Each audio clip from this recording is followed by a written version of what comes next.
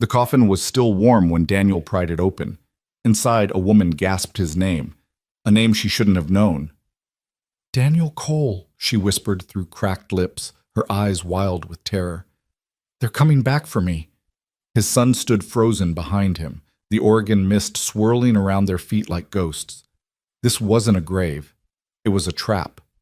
And somewhere in these woods, the men who buried her alive were already hunting. Before today, I'll invite you to follow my story until the end and comment on the city you're watching from so I can see how far my story has traveled. The morning Daniel Cole's life shattered for the second time began like any other Saturday in late October. Cold, quiet, and wrapped in the kind of silence that makes a man remember everything he's lost. He stood at the kitchen counter of his small cabin outside Timber Falls, Oregon, watching steam rise from 2 mugs of coffee. One for him. One that would go cold like it did every morning because old habits die harder than the people you make them for. His wife Sarah had been gone for 2 years, 3 months, and 16 days. Not that he was counting, except he was. Every single morning. "Dad?" The voice broke through his thoughts like a stone through glass. Daniel turned to find his son Eli standing in the doorway, already dressed in his hiking boots and the oversized jacket that had belonged to his mother. At 11 years old, the boy was beginning to look more like Sarah every day. Same dark eyes, same stubborn set to his jaw, same way of tilting his head when he was worried about something. "You okay?" Eli asked, his voice careful in the way children's voices become when they've learned that adults break easier than they admit. Daniel forced a smile, the kind that probably didn't reach his eyes but was all he had to offer these days. "Yeah, buddy, just thinking. You ready for our hike?" "Been ready for an hour," Eli said, and there was something in his tone, not quite accusation, not quite concern, that made Daniel's chest tighten. The kid was growing up too fast, becoming too aware of his father's ghosts. "Then let's get moving before the whole day disappears," Daniel said, dumping the second cup of coffee down the sink. The waste of it felt symbolic somehow, but he couldn't quite articulate why. They loaded into Daniel's beaten Ford pickup, a truck that had seen better years but refused to die, much like its owner. The drive to Whispering Pines Trail took 20 minutes, winding through evergreen forest that seemed to close in tighter with each passing mile. Fall had painted the landscape in shades of rust and gold, and morning fog clung to the valley floor like something alive. Daniel had chosen this trail deliberately. It was isolated, rarely used, and far enough from town that they wouldn't run into anyone he knew. After Sarah's death, Timber Falls had become a minefield of sympathetic glances and well-meaning questions he didn't have the strength to answer. Out here, in the woods, there were no casseroles, no invitations to church, no neighbors asking if he was doing okay when the answer was obviously, devastatingly no. "Dad, can I ask you something?" Eli's voice cut through the rumble of the truck's engine. "Shoot. Do you think Mom would have liked me playing soccer?" The question landed like a punch to the gut. Daniel kept his eyes on the road, his knuckles white against the steering wheel. "Your mom would have been proud of you no matter what you did. You know that, right?" "But soccer specifically," Eli pressed, staring out the window at the passing trees. "Coach Bennett says I'm pretty good. Says I could maybe play competitive next year." Daniel felt the familiar ache bloom in his chest, the one that came every time Eli mentioned something Sarah would never see. His son's first goal, his first school dance, his graduation, all of it. An entire future, stolen by a drunk driver who'd walked away from the crash with nothing but a suspended license. "She would have been at every game," Daniel said quietly. "Front row. Probably embarrassing you with one of those giant foam fingers." Eli smiled a little at that, and Daniel counted it as a victory. Small moments. That's all they had now. Small moments stitched together into something resembling a life. The parking lot at Whispering Pines was empty when they arrived, just as Daniel had hoped. He killed the engine, and for a moment they sat in silence, listening to the tick of cooling metal and the distant call of a crow. "It's pretty out here," Eli said. "Your mom and I used to come here," Daniel admitted, "before you were born.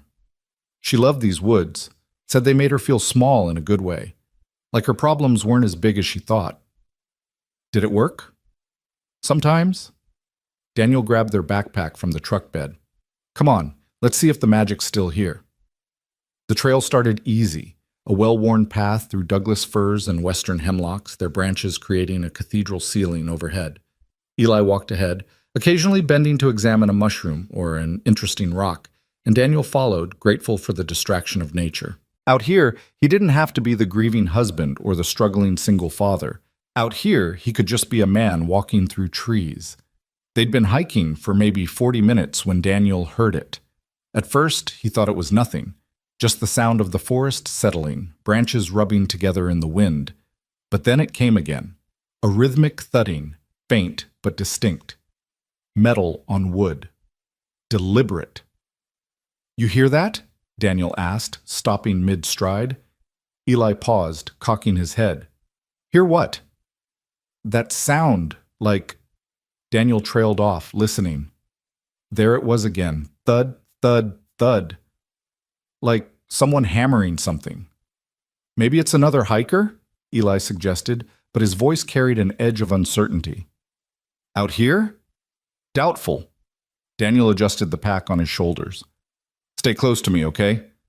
They left the main trail, following the sound through increasingly dense underbrush.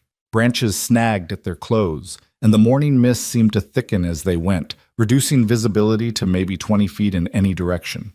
The sound grew louder, more insistent, and with it came a feeling Daniel couldn't quite name, something primal and wrong that made the hair on his neck stand up.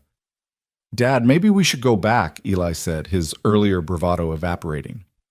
"Just a little further," Daniel assured him, though he wasn't sure why he was pushing forward. Curiosity? Concern? Some stupid masculine instinct that demanded he investigate rather than retreat? Whatever it was, it pulled him deeper into the woods. The sound stopped.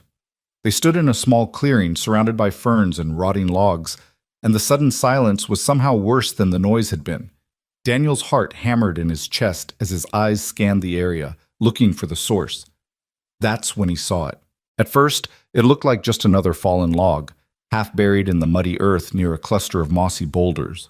But logs didn't have corners, logs didn't have iron latches, and logs definitely didn't have the shape of something designed to hold a human body. "Is that—" Eli's voice was barely a whisper. "Stay here," Daniel ordered, his carpenter's brain already cataloging details. The coffin, because that's what it was, there was no mistaking it, was simple construction. Pine, maybe cedar. Homemade, judging by the rough joinery visible where mud hadn't yet covered it. Recently buried, too. The earth around it was still loose, not yet settled. Daniel approached slowly, his boots squelching in the wet soil. The coffin was about 6 feet long, 2 feet wide, and secured with 3 iron latches along one side. Someone had gone through considerable effort to bury it here, in this isolated spot, miles from any road or trail.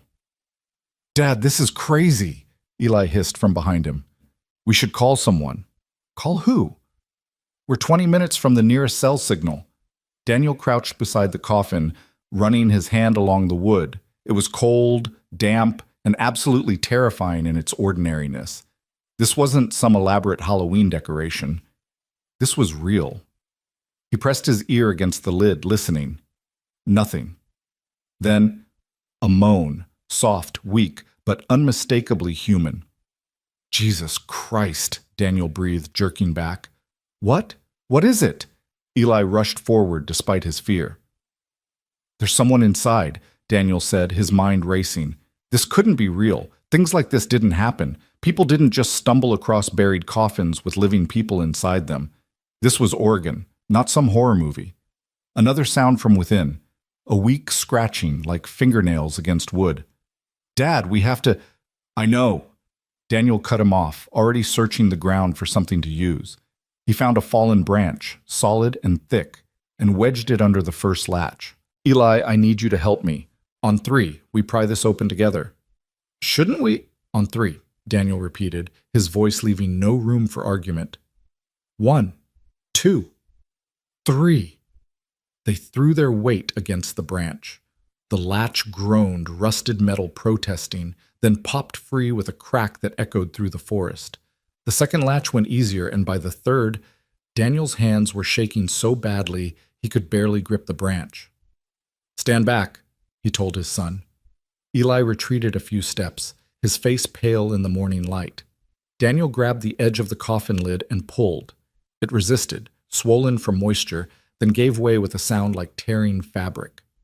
The smell hit him first: sweat, fear, and something coppery that he recognized as blood. Then he saw her. A woman lay inside, her body twisted at an uncomfortable angle, her wrists bound with what looked like torn strips of cloth. She was maybe 40 years old, with dark hair matted with mud and skin the color of old paper. Her eyes were closed, her chest barely moving, and for a horrible moment Daniel thought they were too late. Then her eyes opened. They fixed on him with an intensity that made him flinch, dark brown eyes, bloodshot and wild, filled with terror so absolute it seemed to drain the warmth from the morning air. "Help!" The word came out as barely a croak, her lips cracked and bleeding. "Help me!" "We've got you," Daniel said, his carpenter's hands already working at the bindings on her wrists. They were tight, cutting into her skin, tied by someone who knew what they were doing. "We're going to get you out of here." "Daniel," the woman whispered. He froze, his fingers still working at the knots. "What?" "Daniel Cole." Her eyes rolled back, showing white, then focused on him again with tremendous effort. "They're coming back. They think I'm dead." Ice water flooded Daniel's veins. "How do you know my name?" But the woman's eyes had closed again, her head lolling to the side. For a terrifying second, Daniel thought she'd died right there in his arms, but then he felt the faint flutter of a pulse at her throat. "Dad?" Eli's voice was high and tight with panic. "Dad, how does she know your name?" "I don't know," Daniel admitted, finally working the last knot free. The woman's wrists were raw and bleeding where she'd struggled against the bindings. He scooped her out of the coffin. She was lighter than expected, all bone and dehydration, and cradled her against his chest. "But right now, we need to get her out of these woods." "What if whoever did this comes back?" It was the question Daniel had been trying not to think about. Whoever had buried this woman had done so recently. The earth was still fresh. The body was still alive, which meant the people responsible might still be nearby, might still be watching. "Then we move fast," Daniel said, starting back through the underbrush toward the trail. "Eli, stay right behind me. Don't stop for anything." They ran. Daniel had always considered himself reasonably fit. Carpentry kept a man strong, and grief had a way of turning sleepless nights into early morning workout sessions. But carrying a 120-pound woman through dense forest while your 11-year-old son gasped for breath behind you redefined the limits of endurance. Branches whipped at his face. Roots tried to trip him. The woman's dead weight kept threatening to slip from his grasp, and every few seconds he had to adjust his grip, feeling her ribs through her soaked clothing, the desperate fragility of a body pushed to its absolute limit. "Almost there," he panted, though he had no idea if that was true. The mist had disoriented him, and in his panic to flee, he wasn't entirely sure they were heading in the right direction. Then, blessed mercy, he saw the truck through the trees. "Eli, get the doors!" Daniel shouted. His son sprinted ahead, yanking open the truck's rear passenger door. Daniel practically fell into the back seat, laying the woman across it as gently as his shaking arms allowed. She moaned softly, one hand twitching against the upholstery. "Blanket in the back," Daniel gasped, pointing to the truck bed. "And the first aid kit." While Eli retrieved them, Daniel checked the woman's vitals. Pulse weak but steady, breathing shallow, skin cold and clammy. She needed a hospital, needed it yesterday, but the nearest emergency room was 40 minutes away, and Daniel had no idea what he'd tell them when he got there. "I found her buried alive in a coffin in the woods. And by the way, she knows my name even though I've never seen her before in my life." "Yeah, that would go over great." "Here." Eli thrust the blanket and kit at him, his hands trembling. Daniel wrapped the blanket around the woman, then started cleaning the wounds on her wrists with antiseptic wipes. The cuts were deep, infected, made worse by her struggles against the bindings. She'd fought hard. Whatever else had happened to her, she'd fought like hell to survive. "Daniel." Her voice was so soft he almost missed it. "You saved me." He leaned closer, his heart hammering. "Who are you? What happened?" Her eyes fluttered open, focusing on him with enormous effort. "You don't remember?" "Remember what?" "I've never met you before." 15 years. A tear tracked through the mud on her face. "You built the door." "What door?" "I don't understand." but she was fading again, her eyes losing focus. Daniel finished bandaging her wrist, then climbed into the driver's seat, his mind spinning. 15 years ago. He would have been, what, 25? 26? Working construction all over the state, taking whatever jobs he could get before he'd met Sarah. Before everything in his life had settled into the shape of the family he'd eventually lose. "Dad, where are we going?" Eli asked from the passenger seat, his voice small. "Good question." Hospital meant police, meant questions Daniel couldn't answer, meant potential danger if whoever had buried this woman was still looking for her. But his cabin was isolated, off the grid, and he had enough medical supplies from his construction days to handle basic emergency care. "Home," Daniel decided, turning the key in the ignition. "We're going home." The drive back was the longest 20 minutes of Daniel's life. Every car that passed going the opposite direction made his pulse spike. Every shadow in the rearview mirror looked like pursuit. The woman in the back seat drifted in and out of consciousness, occasionally mumbling words he couldn't quite make out. When they finally pulled up to the cabin, Daniel carried her inside and laid her on the couch, the same couch where he'd held Sarah during her last days, where they'd watched movies and pretended that time wasn't running out. The irony wasn't lost on him, this strange woman bleeding onto the same cushions where his wife had wasted away. "Eli, I need you to do something for me," Daniel said, grabbing his medical kit, a much better one than what he kept in the truck.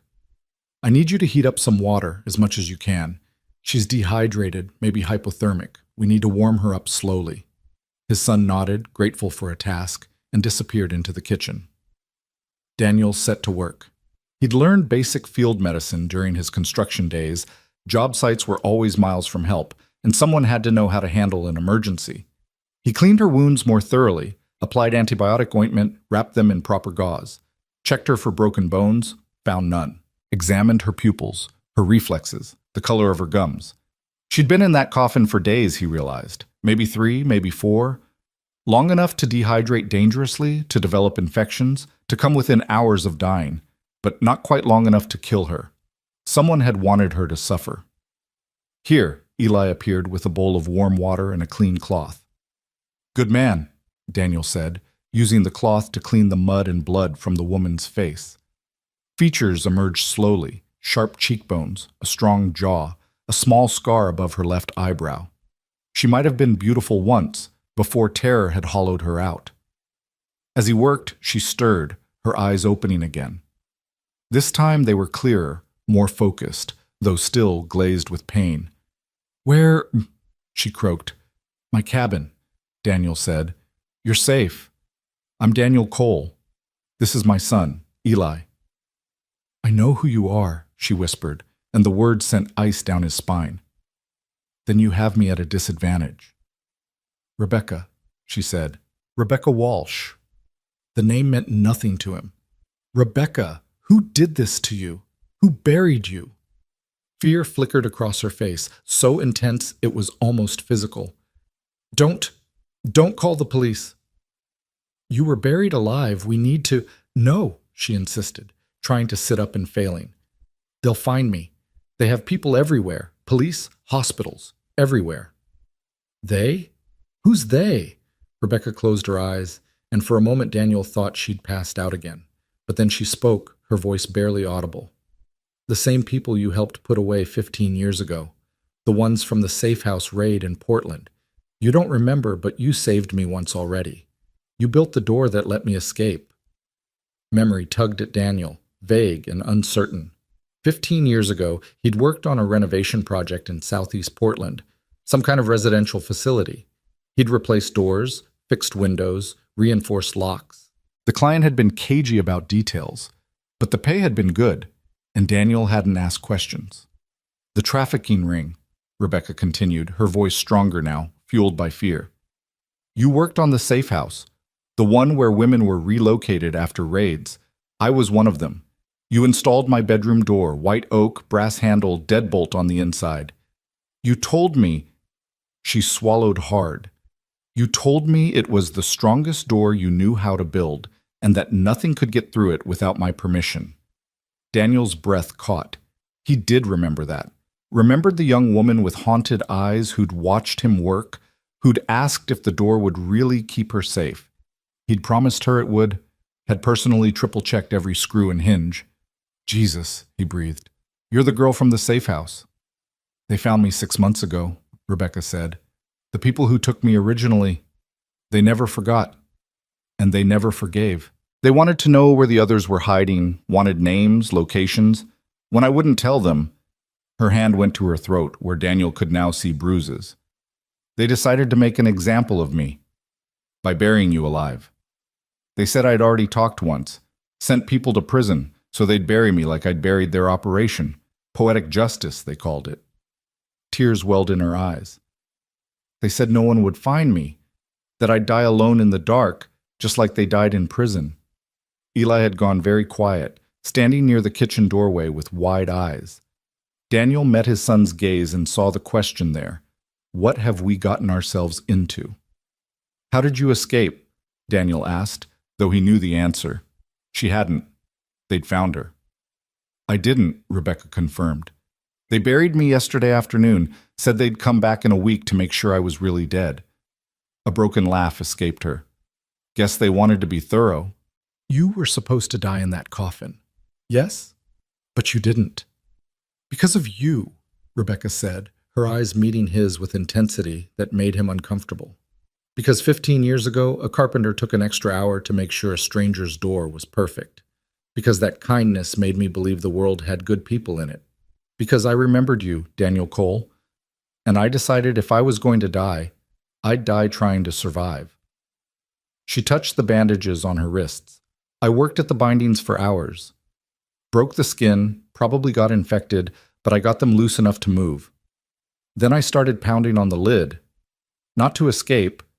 I knew I couldn't break through, but because if I was going to die, I wanted to die making noise. Wanted someone, anyone, to know I'd been there. And we heard you, Daniel said quietly. And you heard me, Rebecca agreed. Of all the people who could have been walking through those woods today, it was you. The same man who saved me once already. What are the odds? Daniel didn't believe in fate, hadn't since Sarah's death had proven that the universe was arbitrary and cruel. But looking at this woman on his couch, he had to admit the coincidence strained credibility. What happens now? Eli asked, his voice startling them both. It was the question Daniel had been avoiding.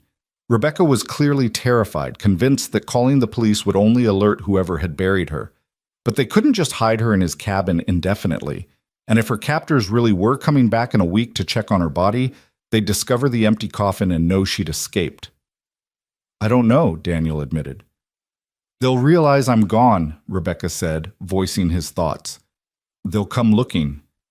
How many of them are there? 3 that I saw, maybe more. They work for someone bigger, but I never saw the boss. Just the 3 men who took me. Did they know about this cabin? I don't think so. They grabbed me in Portland, held me in some warehouse.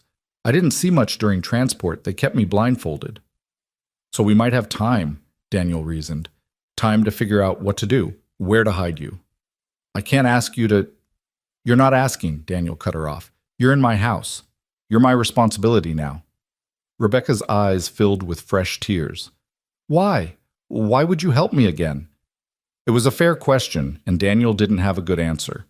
The smart thing would be to drive her to the nearest police station, make a statement, and wash his hands of the whole situation. Let the proper authorities handle it. Keep himself, and especially Eli, out of whatever nightmare Rebecca had brought to his doorstep.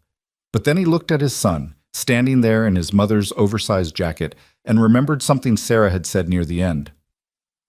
The world's going to try to make you bitter, Danny. Don't let it. Don't let my death turn you into someone who looks away. Because it's the right thing to do, Daniel said finally, and because my wife would have. He stood, his knees protesting. You should rest. I'll make you something to eat, something light. Eli, help me in the kitchen? They left Rebecca on the couch and moved to the small kitchen, where Daniel started pulling out ingredients for soup. His hands were shaking, he realized. Adrenaline crash, probably. The enormity of what they'd found, what he'd agreed to, was starting to sink in. Dad, Eli whispered, are we in danger? Daniel wanted to lie, to tell his son everything would be fine, but he'd promised himself after Sarah died that he'd never lie to Eli. not about the big things. Maybe, he admitted. Probably. These people buried a woman alive, Eli. That's not something people do lightly. Should we call the police anyway? I don't know. If Rebecca's right, if they really have people in law enforcement, then calling the police might just get her killed faster. And us too, for helping her. Eli processed this, his young face serious beyond his years. But we can't just do nothing. No, Daniel agreed. We can't. They made soup in silence, canned chicken noodle, nothing fancy, but hot and nourishing. When Daniel brought a bowl out to Rebecca, he found her asleep, her breathing more regular now. He set the soup on the coffee table and covered her with an extra blanket. That's when he noticed the window. One of the cabin's 3 windows overlooked the driveway, and through it Daniel could see tire tracks in the muddy ground, his truck's tracks from earlier. But there was another set too, fresher, leading from the main road to a point about 30 yards from the cabin before circling back. Someone had been here. Daniel's blood turned to ice. He moved quickly to the front door, checking the lock, still secure, then to the back door, also locked. But when he examined the ground outside the back door, he found them. Fresh boot prints in the soft earth. Someone had walked around his cabin, had looked in the windows, had gotten close enough to touch the walls. Eli, he called softly, trying to keep the panic from his voice. Come here, buddy. His son appeared, still holding a bowl of soup. Yeah? I need you to do exactly as I say. Go to your room, grab your emergency bag, the one we packed for earthquakes, and bring it here. Don't turn on any lights. Move quietly. Eli's eyes went wide. Dad! Now, Eli. The boy disappeared down the hallway, and Daniel moved back to Rebecca, shaking her shoulder gently. Rebecca, wake up. Her eyes snapped open, immediately alert. What? Someone's been here, circled the cabin. They might still be watching. Oh, God, Rebecca breathed. They found me. They found me already. We don't know that for sure, Daniel said, though his gut told him otherwise. But we need to be ready to move if... Headlights swept across the window. They both froze, watching as a dark SUV pulled into the driveway, moving slowly, deliberately. It stopped about 20 feet from the front door, engine idling. The headlights died, but nobody got out. How many guns do you have? Rebecca whispered. 1, Daniel said. My wife's revolver. 5 rounds. Get it. Daniel moved to the bedroom, his heart hammering so hard he thought it might break through his ribs.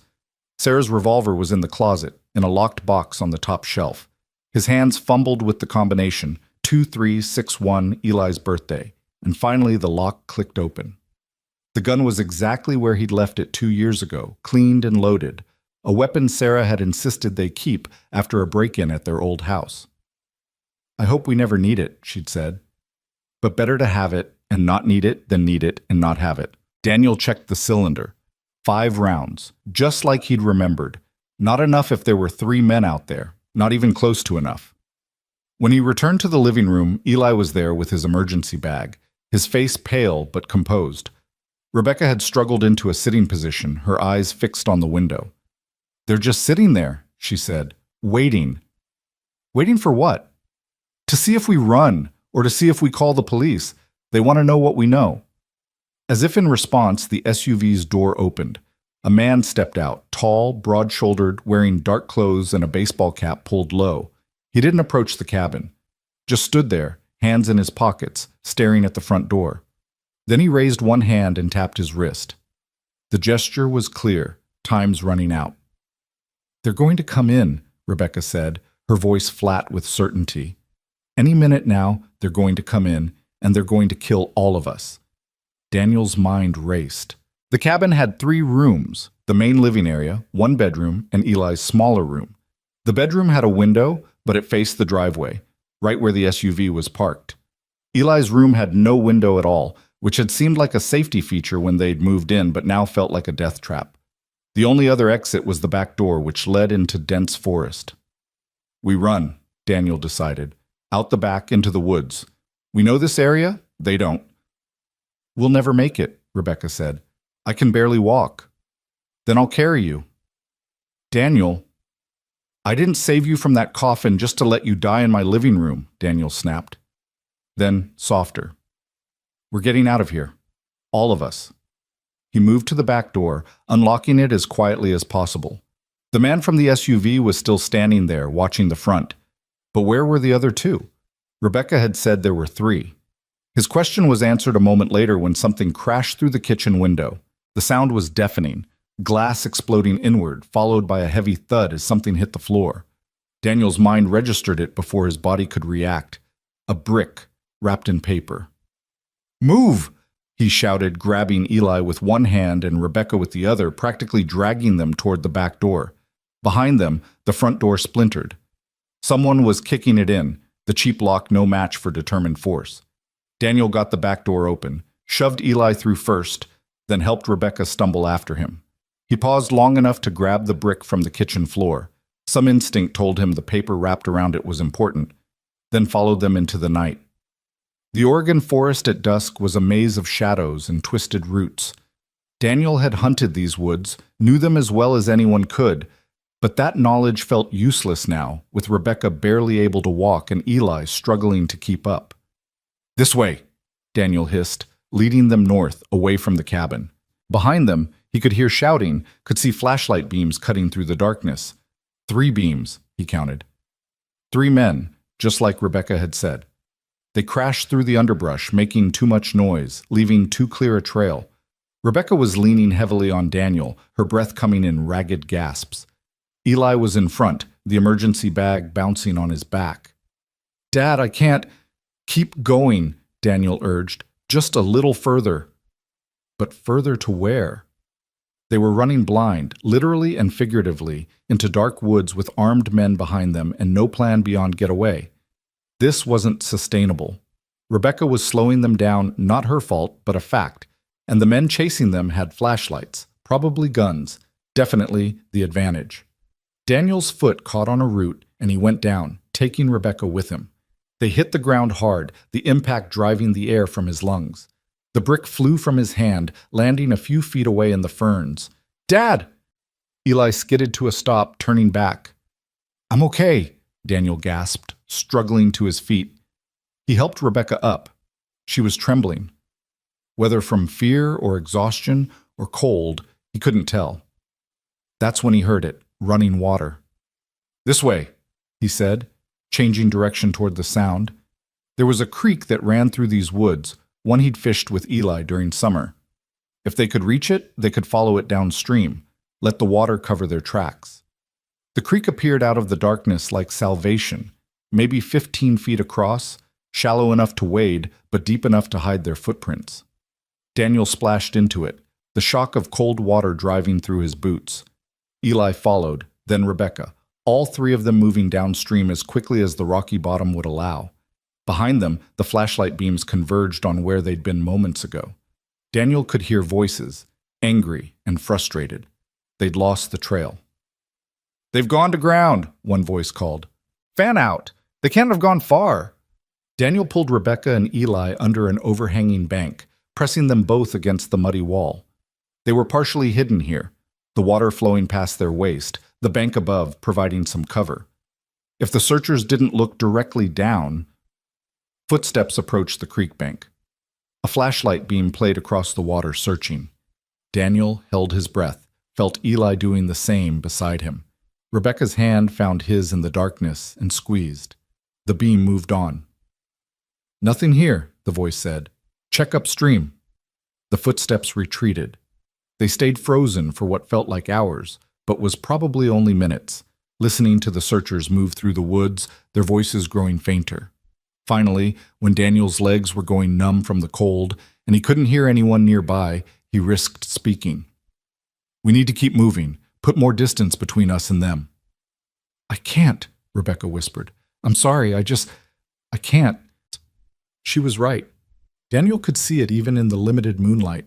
She was shaking badly now, her lips blue, her eyes unfocused.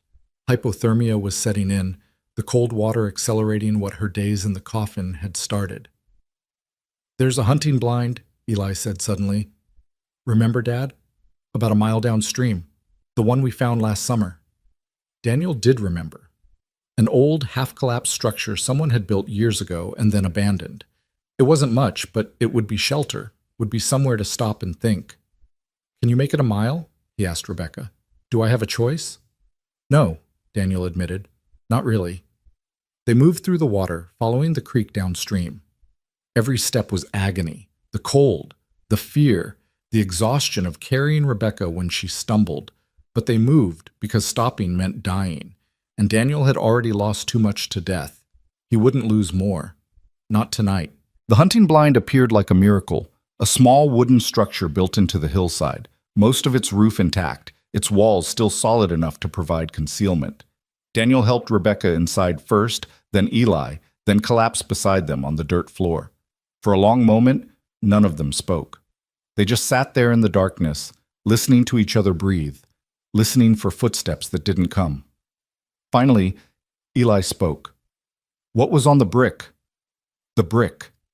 Daniel had almost forgotten. He'd dropped it when they fell, but no. There it was, still somehow in his jacket pocket. He must have grabbed it without thinking. He pulled it out, unfolding the damp paper wrapped around it. In the faint moonlight filtering through gaps in the blind's roof, he read, We know you're Daniel Cole. We know you have our property. Return her by midnight, or we start with the boy. Below the typed message was an address in Timber Falls. And below that, a photo, clearly taken with a telephoto lens through his cabin window earlier that evening. A photo of Eli. The photograph trembled in Daniel's hands, not from the cold of the creek water still dripping from his clothes, but from something much deeper. A father's primal terror at seeing his child transformed into a target. In the grainy telephoto image, Eli stood at the cabin window, his face partially obscured by reflection, but unmistakably him, unmistakably vulnerable. The timestamp in the corner read 6:47 p.m., barely 2 hours ago, when they'd first brought Rebecca inside. Let me see, Rebecca whispered, reaching for the paper. Daniel jerked it away, a reflexive gesture that surprised even him. No. Daniel, they photographed my son. His voice came out flat, emotionless, which scared him more than if he'd shouted. They came to my home and they photographed my 11-year-old son, and now they're threatening to... He couldn't finish the sentence, couldn't make the words real by speaking them aloud.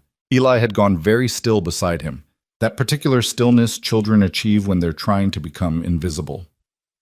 Dad? It's okay, buddy. The lie tasted like ash.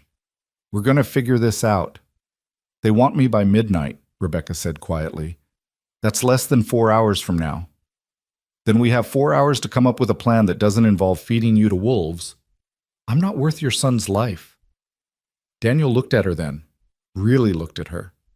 This woman who'd survived being trafficked, who'd survived being buried alive, who'd clawed through bound wrists and wooden coffin in 3 days of darkness because 15 years ago a carpenter had taken extra time on a door.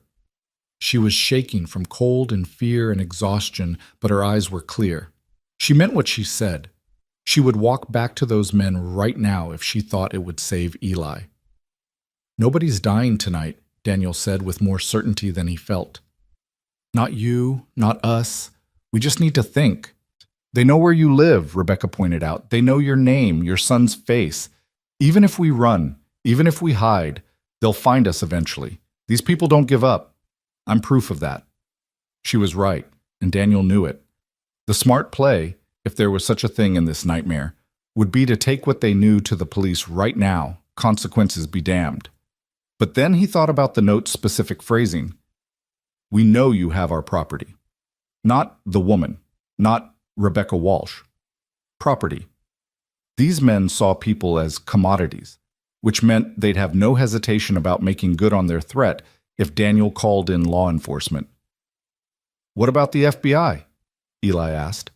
His voice was small but steady, and Daniel felt a surge of pride mixed with guilt that his son had to be brave right now, had to be thinking tactically when he should be thinking about soccer games and homework. Aren't they supposed to handle trafficking cases? The boy's right, Rebecca said. There's a task force. I testified to them years ago when they broke up the original ring, but that was before... She stopped abruptly. Before what? Daniel pressed. Before half the agents on the case were reassigned or retired or disappeared. The whole investigation fell apart about 5 years back. New leadership came in, priorities shifted, and suddenly nobody wanted to touch human trafficking cases anymore. Funding dried up. Witnesses started recanting their testimony. Her voice went bitter. Funny how that happens when the right people get paid off or threatened. So the FBI is compromised too. I don't know about compromised, but I know they're not reliable. Not for this. Daniel's mind raced through options, discarding each one as quickly as it formed. Run. But to where? These men had found Rebecca 6 months after she'd gone underground. Call the police, but risk Eli becoming collateral damage. Go to the FBI, but maybe walk straight into the arms of the same people they were running from. Give Rebecca up? Absolutely not, though the rational part of his brain whispered that it was the safest play for his son. There has to be someone, he said finally. Someone you trusted from before. Someone who helped you the first time. Rebecca was quiet for a long moment, her eyes distant. There was one agent, she said slowly. Sandra Martinez. She was young then, just starting out, but she believed us when nobody else did. She's the one who set up the Safe House program, who personally vetted every contractor who worked on it. Her eyes found Daniel's, including you. She's the reason I remember your name. She showed me the files on everyone who'd be in the building, told me to memorize faces in case something went wrong. Is she still with the Bureau? Last I heard, yes. But Daniel, I haven't spoken to her in almost a decade. I don't even know if she'd remember me. Then we make her remember. Daniel pulled out his phone, saw what he'd feared. No signal. They were too deep in the woods, too far from any cell tower. We need to get somewhere with reception. The men who are hunting us also have phones, Rebecca pointed out. If we go near town, near any main road, we're exposed. There's old fire lookout tower, Eli said. The one on Buckhorn Ridge. It's abandoned, but it's high enough we might get a signal. Daniel knew the tower, a rickety structure about 2 miles north, built in the 1970s and decommissioned when the Forest Service upgraded to satellite monitoring. He and Sarah had hiked up there once, back when she was healthy, back when they'd thought they had forever. The memory stabbed at him, but he pushed it aside. No time for ghosts right now. That's at least an hour's hike in the dark, he said. Maybe more with... He gestured at Rebecca's condition. I'll make it, she said firmly. I didn't survive that coffin just to slow you down now. Dad, what about the address? Eli pointed at the note. The place they want us to bring her. Shouldn't we at least know where it is? Daniel read the address again, 22847 Industrial Way, Timber Falls. He knew that area. Old warehouses near the lumber mill, most of them abandoned since the mill had downsized in the recession. Perfect place for the kind of people who buried women alive. We're not going there, he said. Not unless we have backup and a plan. So we call this Agent Martinez and tell her what? Rebecca asked. That some men are threatening a carpenter and his kid unless they hand over a woman they buried alive? She'll think we're crazy. Maybe. Or maybe she'll recognize your name and realize the trafficking case she worked 15 years ago isn't as dead as everyone thought. It was thin, Daniel knew. Thin as tissue paper, with about as much chance of holding up under pressure.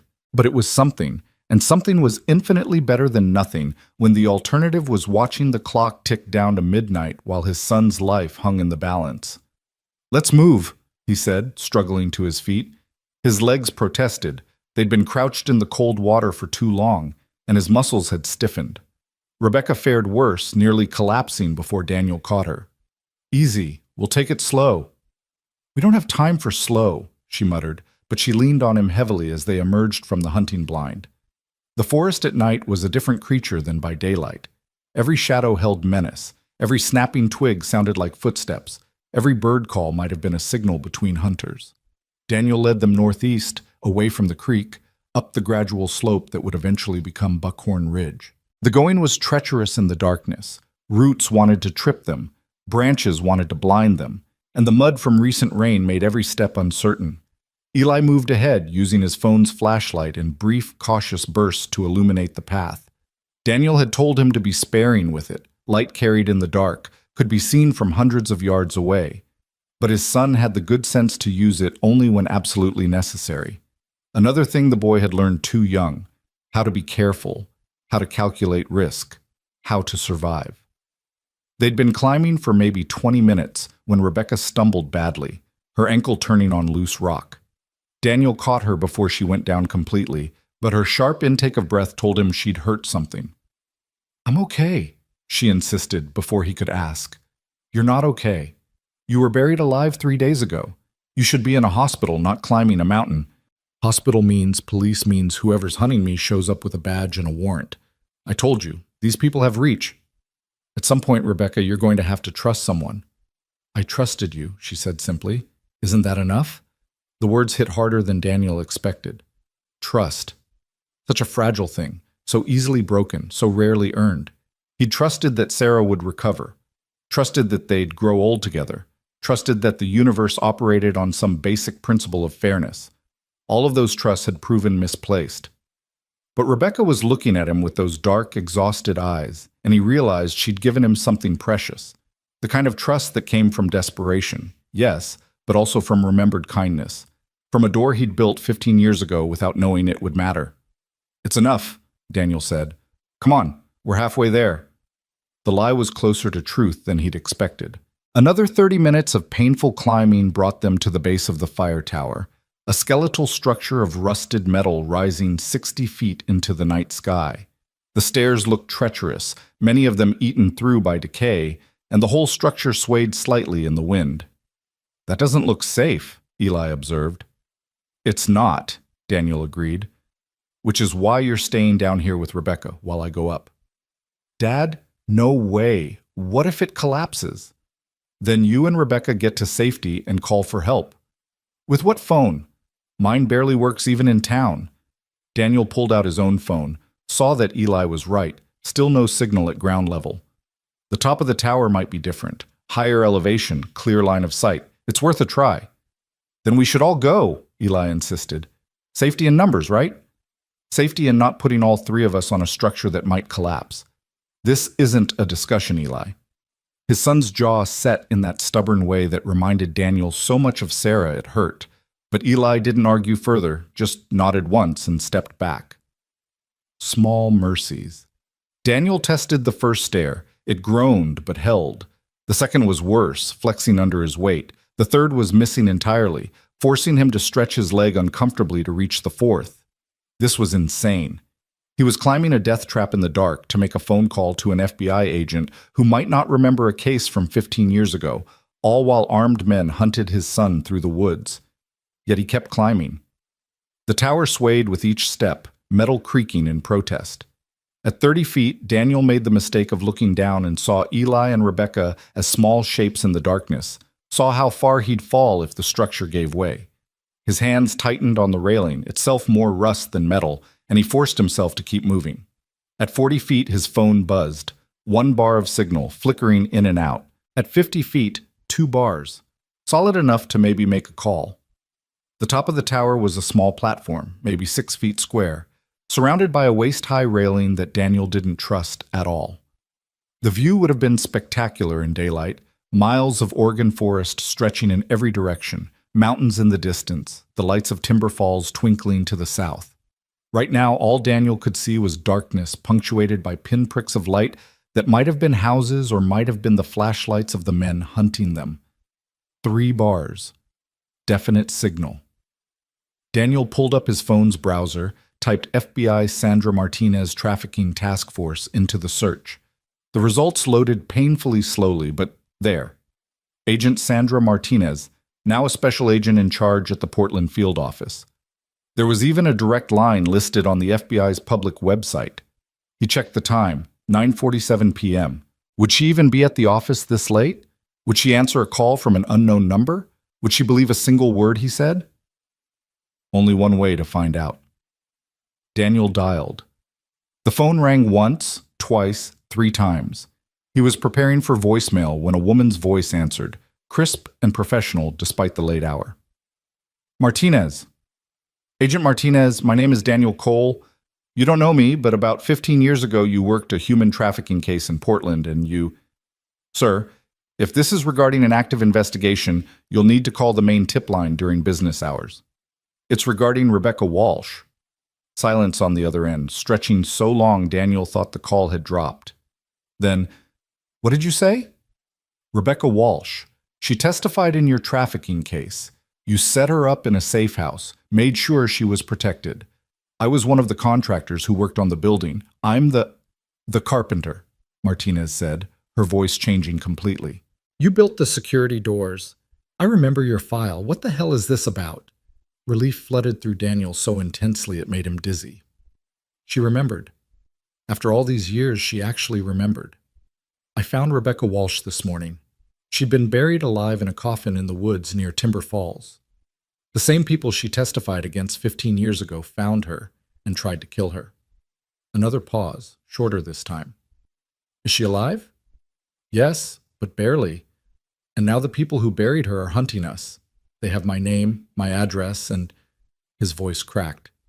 They have pictures of my son. They're threatening to hurt him if I don't return Rebecca by midnight. Where are you right now? Fire lookout tower on Buckhorn Ridge. We're hiding in the woods. Agent Martinez, I don't know who to trust. Rebecca says these people have connections in law enforcement, that calling the local police could... Don't call anyone, Martinez cut him off. Don't go to the police, don't go to the sheriff, don't even call 911. I'm 2 hours from Timber Falls, but I can have a tactical team there in 90 minutes. Can you stay hidden that long? I don't know. They're actively searching for us. Then you need to get somewhere secure. Somewhere with multiple exits, somewhere defensible. Do you know the old lumber mill on the north side of town? Daniel did. A massive complex that had been Timber Falls' main employer until it shut down 5 years ago. He'd worked there briefly in his 20s, knew the layout reasonably well. The main building is locked down tight, but there's a supervisor's office in the northeast corner with a busted window. You can get in that way. The building has 4 exits, good sight lines, and enough places to hide if you need to. Get there, lock yourselves in that office, and wait for my team. How will I know they're your team and not... I'll text you a code word from this number. Don't open the door for anyone who doesn't give you that word. Understood? Understood. Daniel? Martinez's voice softened slightly. You did the right thing calling me. I've been looking for Rebecca Walsh for 6 months. We had intelligence that the trafficking ring had reorganized, that they were targeting their old victims. We tried to warn everyone we could, but Rebecca had gone completely off grid. I thought... She stopped. I thought they'd already gotten to her. They did get to her. They just didn't count on someone hearing her. Then she's lucky you're a light sleeper, or a morning hiker, or whatever circumstances led you to that coffin. Luck. Daniel almost laughed. He didn't believe in luck anymore, hadn't since Sarah's diagnosis. But maybe he was wrong. Maybe luck was exactly what this was. The impossible odds of the same man who'd built Rebecca's door 15 years ago being the one to hear her pounding from inside a coffin. Or maybe it was something else, something Sarah would have called fate, would have attributed to some grand design where everything happened for a reason. Daniel couldn't go that far. But looking down at his son's small figure 60 feet below, he had to admit that something had brought them to that exact spot in the woods at that exact moment. We'll be at the mill, Daniel said. How will I recognize your team? They'll be in FBI tactical gear, full identification. But if you have any doubt at all, you stay hidden and wait for me personally. I'll be there by midnight at the latest. Midnight, the same deadline the men had given for Rebecca's return.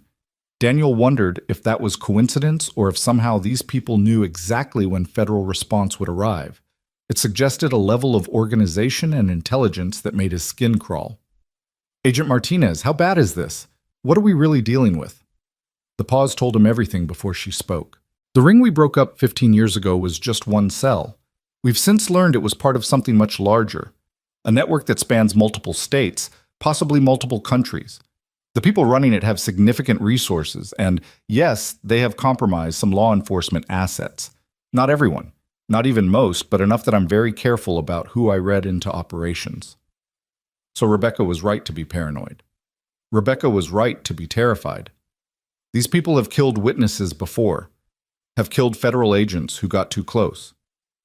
The only reason they didn't just shoot her is because they wanted it to look like she'd run away. A body buried in the woods, eventually discovered by hikers, no obvious signs of murder. It would have looked like she'd hidden herself and died of exposure. Except we found her too soon. Except you found her too soon, Martinez agreed, which means they'll be desperate now. Sloppy. That works in our favor, but it also makes them more dangerous. Get to that mill, Daniel. Get there fast and lock yourselves in. And whatever you do, don't let them separate you from your son. The call ended, leaving Daniel alone on top of the swaying tower with the weight of everything that had just been said pressing down on him. He'd thought finding Rebecca in that coffin was the crisis. Turned out it was just the opening act. He climbed down carefully, testing each step even more cautiously now that he knew what was at stake. When he reached the bottom, Eli rushed over. "Did you reach her? What did she say?" "She's sending a team, but we need to move to a different location, the old lumber mill. She says we'll be safer there." "The mill's in town," Rebecca said.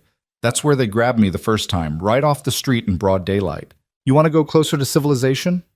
"I want to go where we have walls and multiple exits and federal agents coming to back us up," Daniel corrected. "Unless you have a better idea?" Rebecca opened her mouth, then closed it. No, I don't." The hike down from Buckhorn Ridge was faster than the climb up had been, gravity working in their favor even as exhaustion worked against them. Daniel had to catch Rebecca twice when her legs simply stopped functioning, her body finally reaching the limits of what trauma and adrenaline could push it through. The second time, he simply picked her up and carried her, ignoring her weak protests. "Put me down. You can't carry me all the way to... Watch me." Eli led the way again, and Daniel found himself studying his son's back, the determined set of his shoulders, the careful way he navigated obstacles, the quick glances back to make sure they were still following. When had the boy become so capable? When had Daniel stopped noticing him growing up? Since Sarah died, probably. Since Daniel had been so consumed with his own grief that he'd missed his son learning to be strong. They reached the edge of the woods around 10:30, emerging onto a service road that ran behind the old industrial district. The lumber mill loomed ahead, a sprawling complex of buildings and equipment yards, everything dark and silent. It looked less like a refuge and more like a setting for exactly the kind of horror they were trying to escape. "This is a terrible idea," Rebecca muttered. "Noted. We're doing it anyway." Daniel set her down, keeping one arm around her waist for support. Together, the three of them approached the mill's perimeter fence, 10 feet of chain link topped with rusted barbed wire. There was a gate, but it was locked. Eli found the gap first, a section where someone had cut through the links and then bent them back to create a passage just wide enough for a person to squeeze through. "After you," Daniel told his son. They crawled through one at a time, their clothes snagging on the sharp metal edges. Rebecca went last, needing Daniel's help from both sides, and by the time they were all through, his hands were bleeding from a dozen small cuts. The mill yard was a graveyard of machinery, massive log carriers, debarking equipment, saw assemblies that must have weighed tons. Everything was tagged with graffiti, evidence that local teenagers had discovered the place despite the fence. Daniel led them between the silent machines, keeping to the shadows, heading for the main building. Martinez had been right about the supervisor's office window. It was broken, the glass long since cleared away, leaving a gap just large enough to climb through. Daniel went first, dropping into what looked like a break room. Industrial fridge in one corner, ancient microwave on a counter, tables and chairs covered in a layer of dust that suggested nobody had been here in years. He helped Rebecca through, then Eli, and finally they were all inside. The building was vast, echoing with their footsteps as Daniel led them through corridors lined with abandoned offices. Employee photos still hung on some walls, faces of people who'd once made their livings here, now scattered to whatever jobs they'd found after the mill closed. The decay was everywhere, nature slowly reclaiming what industry had built. They found the Northeast office exactly where Martinez had said it would be. It was larger than Daniel expected, probably had belonged to someone important once, with windows facing two directions and a heavy wooden door that still had a functional lock. Someone had stripped it of furniture except for a battered desk and a filing cabinet, but it would serve its purpose. Daniel locked the door behind them, then checked the windows. Both could be opened, providing escape routes if needed. Good sightlines to the yard and the road beyond. Defensible, if it came to that. "Now we wait," he said, checking his phone. 10:47. A little over an hour until midnight. They settled onto the floor, backs against the wall, exhaustion finally catching up to all three of them. Nobody spoke for a long time. What was there to say? They were trapped in an abandoned mill, waiting for either federal agents or killers to arrive, with no guarantee they'd correctly identify which was which. It was Eli who broke the silence. Why did they do it? Do what, buddy? Take her the first time. Traffic people. Why did they do that? Daniel looked at Rebecca, unsure how to answer. She met his gaze, then turned to Eli with an expression that made her look older than she was. Money, she said simply. Some people see other people as products to be bought and sold. They don't care about the damage they cause, the lives they destroy. They just care about profit. But you got away. I got away, Rebecca agreed. And people like your dad helped make that possible. Not just by building doors, but by being the kind of people who take extra care, who show kindness to strangers, who teach their sons that protecting people is worth risking yourself. Eli processed this, his young face serious. Is that why they want to hurt us? Because Dad helped you? Yes. That's stupid. Despite everything, Rebecca smiled. You're absolutely right. It is stupid. Evil usually is. Mom used to say that, Eli said quietly. She said evil people were just broken in a way that made them hurt others. She said we should feel sorry for them, but still stop them. Daniel's throat tightened. He'd forgotten Sarah used to say that, forgotten a lot of her philosophies in the fog of grief. Hearing them come back through their son's voice was like having her in the room, her presence summoned by the child they'd made together. Your mom was a smart woman, Rebecca said. She died, Eli replied, matter of fact in the way children state painful truths. Car accident. Drunk driver hit her. I'm so sorry. Dad says she'd want us to keep being good people anyway, even though bad things happen. Your dad's right. Rebecca's eyes found Daniel's in the darkness. Being good isn't about whether the universe rewards you for it. It's about being able to look at yourself in the mirror. Before Daniel could respond, his phone buzzed, a text from Martinez's number, Sanctuary. That was it. One word, the code he was supposed to wait for. Daniel texted back, Received. We're in position. 3 dots appeared, indicating she was typing. Then, ETA 45 minutes. Stay quiet. Stay hidden. Do not respond to anyone without the code word.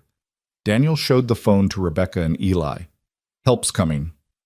Or a trap, Rebecca said. Text message addresses are easy to spoof. You think someone intercepted? I think we should assume the worst and hope for the best. She wasn't wrong. Daniel moved to the window, peering out at the mill yard. Nothing moved except shadows cast by the half-moon breaking through clouds. No lights, no vehicles, no sign that anyone knew they were here. But they did know. The men hunting them weren't stupid. They'd tracked Rebecca for 6 months before catching her, had clearly been watching Daniel's cabin long enough to photograph Eli. They knew how to hunt, and eventually, hunters always found their prey.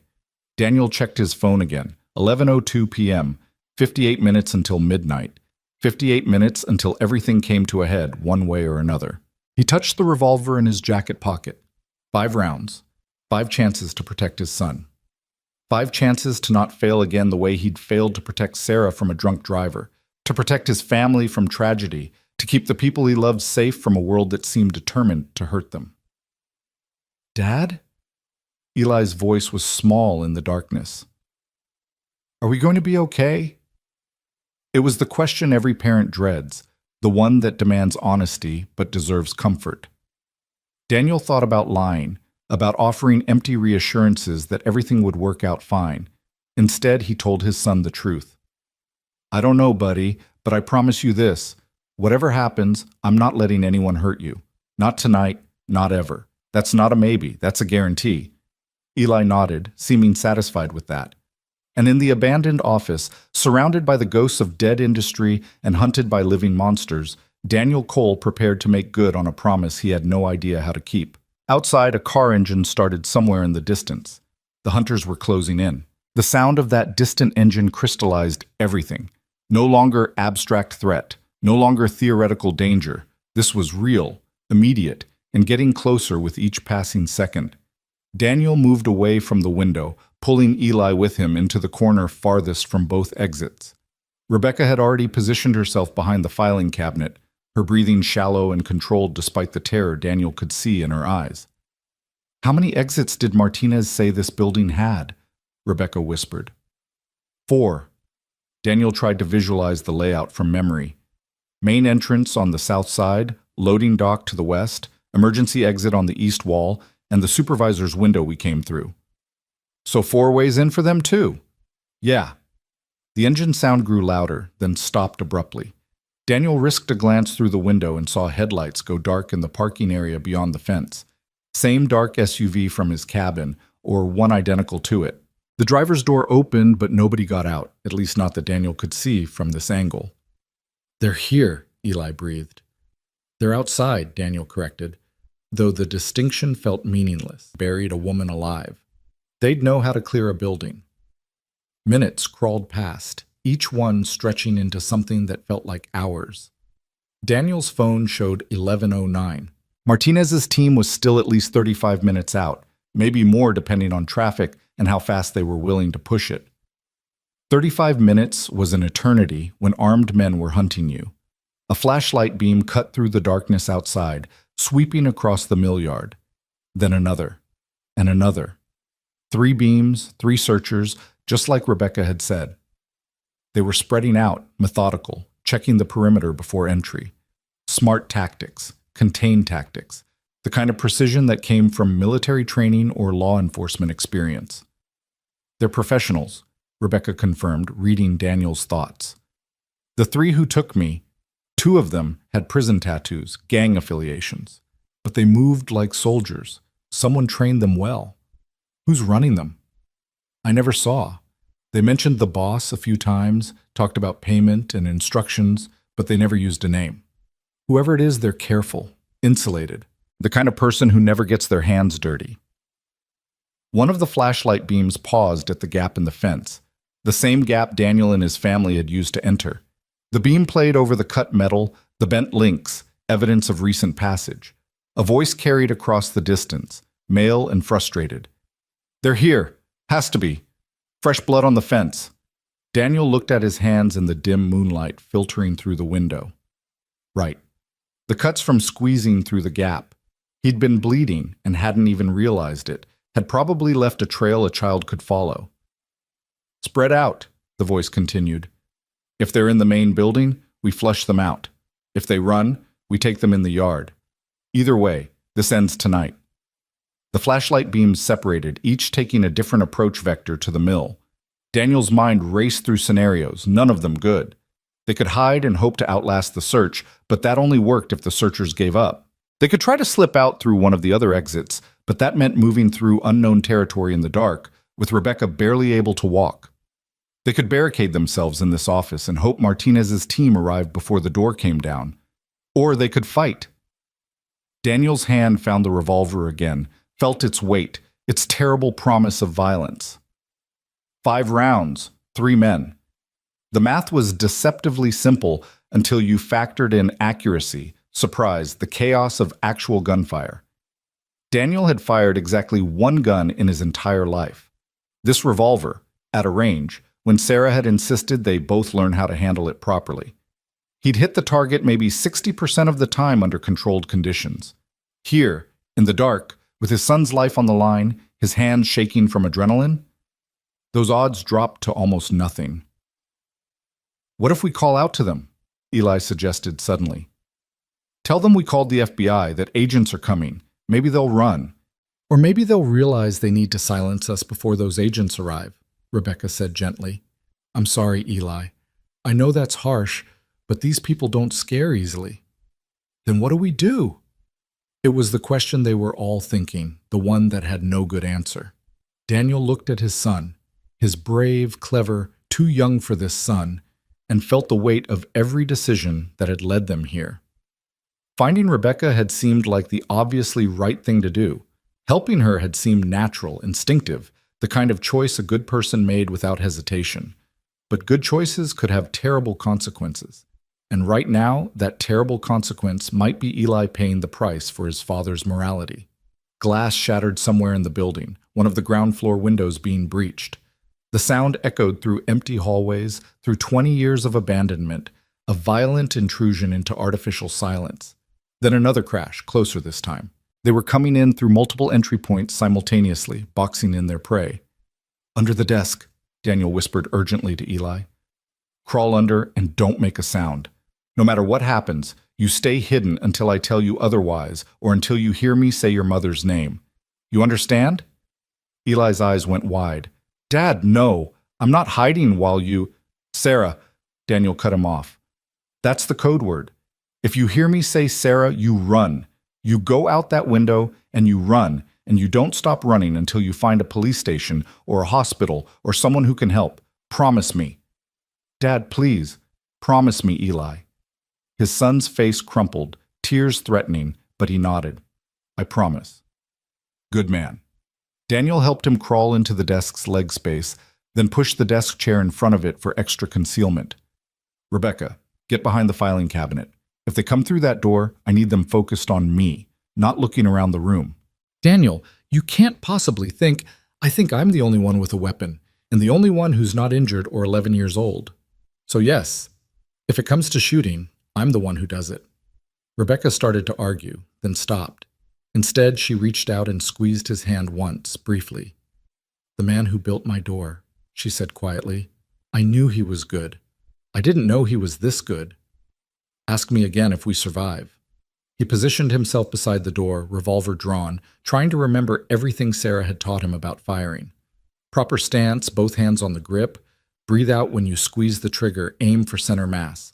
All of it felt academic now, instructions for a reality that had nothing to do with this moment. Footsteps in the hallway outside, approaching with the confidence of people who believed they had control of the situation. The steps paused outside the door. A hand tested the knob, locked as Daniel had left it.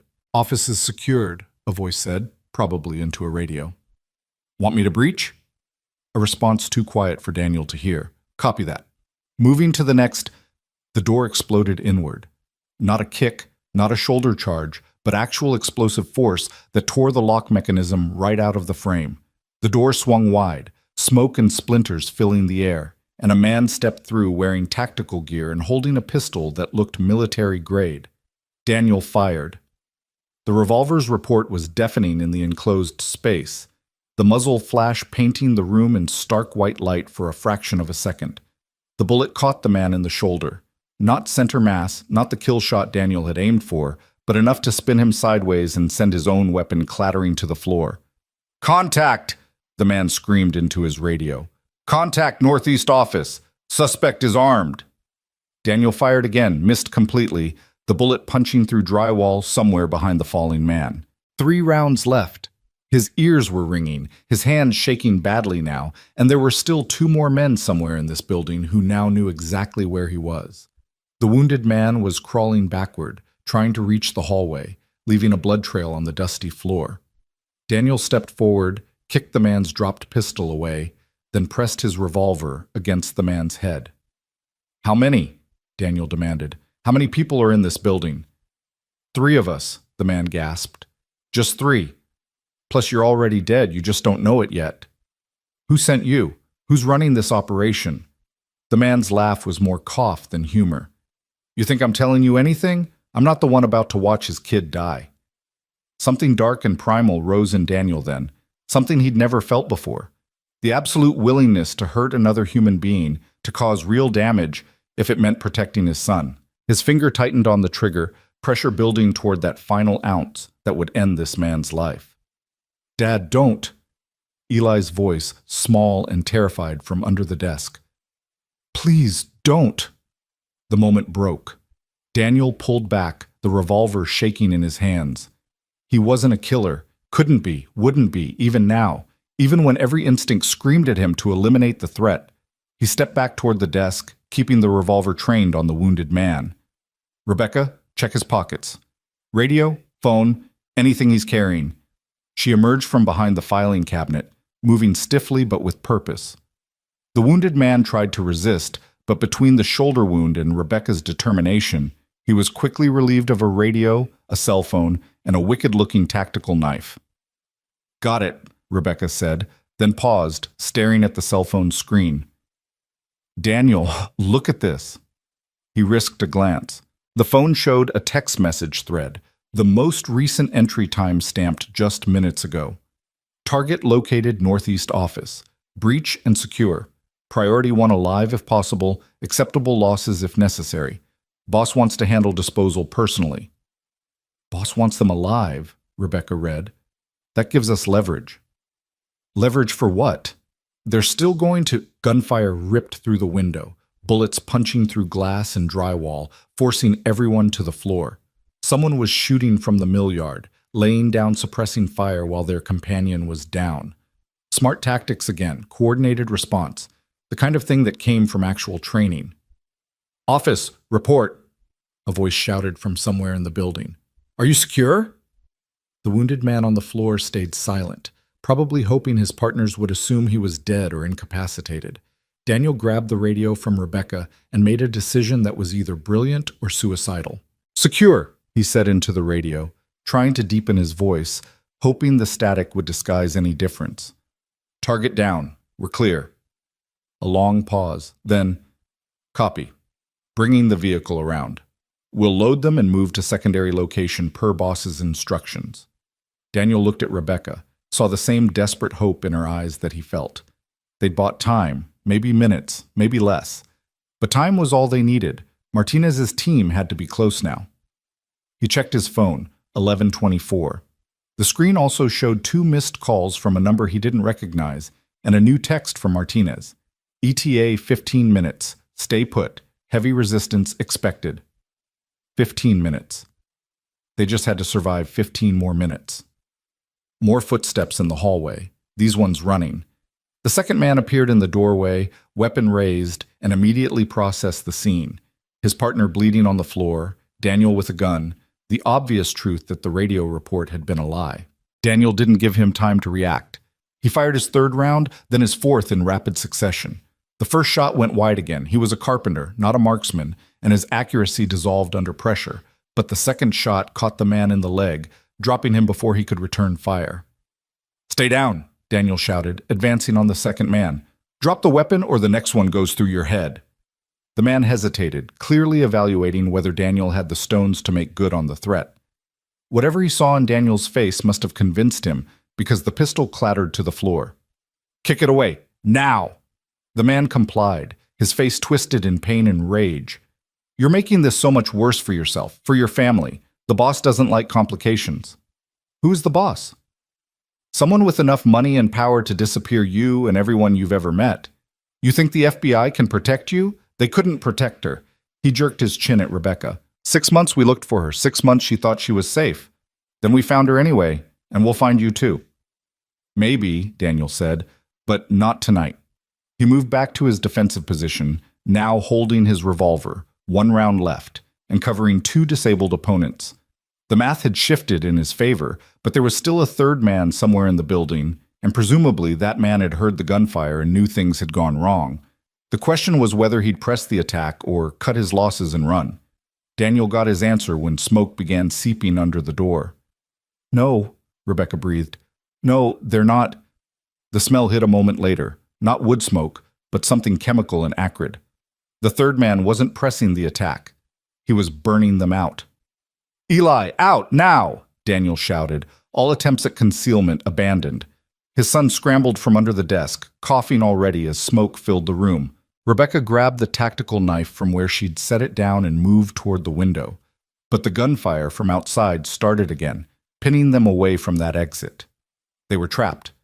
The wounded men on the floor were crawling toward the hallway, trying to escape the smoke, but Daniel couldn't let them go. Couldn't risk them attacking from behind or alerting their partner to the escape route. He used the desk chair to block their path, then kicked their weapons further out of reach. "The other window!" Rebecca shouted over the crackling that was rapidly becoming a roar. The fire was spreading fast, too fast, feeding on 20 years of accumulated dust and dry wood. "The one facing the loading dock!" Daniel hadn't even registered there was a second window, had been so focused on the main view that he'd missed the smaller window high on the eastern wall.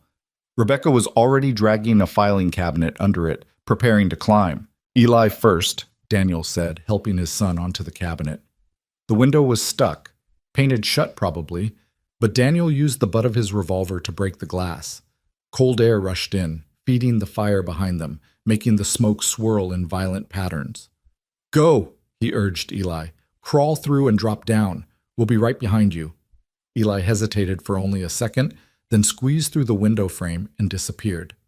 Daniel heard the thud of his son hitting the ground outside, then Eli's voice. "I'm okay. Rebecca, you're next." "I can't climb that. My ankle." "You don't have a choice. The alternative is burning to death." He practically lifted her onto the cabinet, pushed her toward the window. She struggled through, her injured body protesting every movement, but fear provided strength that her muscles couldn't. She dropped outside with a cry of pain that suggested her landing wasn't as clean as Eli's had been. Daniel was about to follow when movement in the hallway caught his eye. The third man had appeared, backlit by flames, holding a shotgun. For a frozen moment, they stared at each other, hunter and prey, predator and father, two men who'd never met before tonight, and would both do anything to survive this moment. The man raised the shotgun. Daniel dove through the window. The shotgun blast tore through the space where he'd been a second earlier, pellets shredding drywall and wood, the sound enormous even over the fire's roar. Daniel hit the ground outside hard, felt something in his shoulder crunch, but there was no time to assess damage. He rolled, trying to get his feet under him, trying to find Rebecca and Eli in the darkness. "Here!" Rebecca's voice, off to his right. She dragged Eli behind a pile of pallets, minimal cover, but better than nothing. Daniel scrambled toward them, his shoulder screaming protest, still clutching the revolver with its single remaining round. The loading dock they'd escaped onto overlooked the western side of the mill complex, an area strewn with debris and rusted equipment. The fire inside the building was visible now through multiple windows, orange light dancing across everything, turning the mill into something from a nightmare. Smoke poured from the broken windows, carrying embers that threatened to ignite the whole structure. "They're trying to kill us with fire," Eli said, his voice surprisingly steady. "Like burning ants." "Not exactly the metaphor I'd choose, buddy, but yes." "Where's the third man?" Rebecca asked. "The one with the shotgun?" As if in answer, the loading dock door rolled up with a metallic shriek, revealing the burning interior. The third man stepped through the smoke like a demon emerging from hell, shotgun raised, his face covered with a bandana against the fumes. Daniel raised his revolver, but the man was faster. The shotgun roared, pellets chewing up the pallet Daniel was hiding behind. Splinters exploded into the air, a few of them catching Daniel's face and hands. One round left, one chance. Miss, and they were dead. Daniel tried to steady his breathing, tried to remember Sarah's instructions about accuracy under pressure. Center mass, breathe out, squeeze, don't pull. The man advanced, pumping the shotgun, preparing another shot. Daniel stood, exposing himself completely, and fired his last round. The bullet hit the man in the chest, dead center, exactly where Daniel had aimed. The man staggered backward, the shotgun dropping from his hands, surprise evident even behind the bandana. He took one more step, then fell sideways off the loading dock, hitting the pavement below with a sickening crack. Daniel's hands were shaking so badly he nearly dropped the now empty revolver.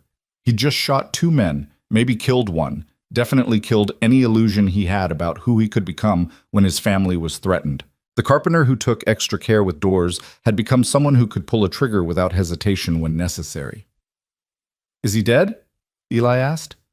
"I don't know." Daniel didn't have the strength to check, didn't have the courage to look at what he'd done.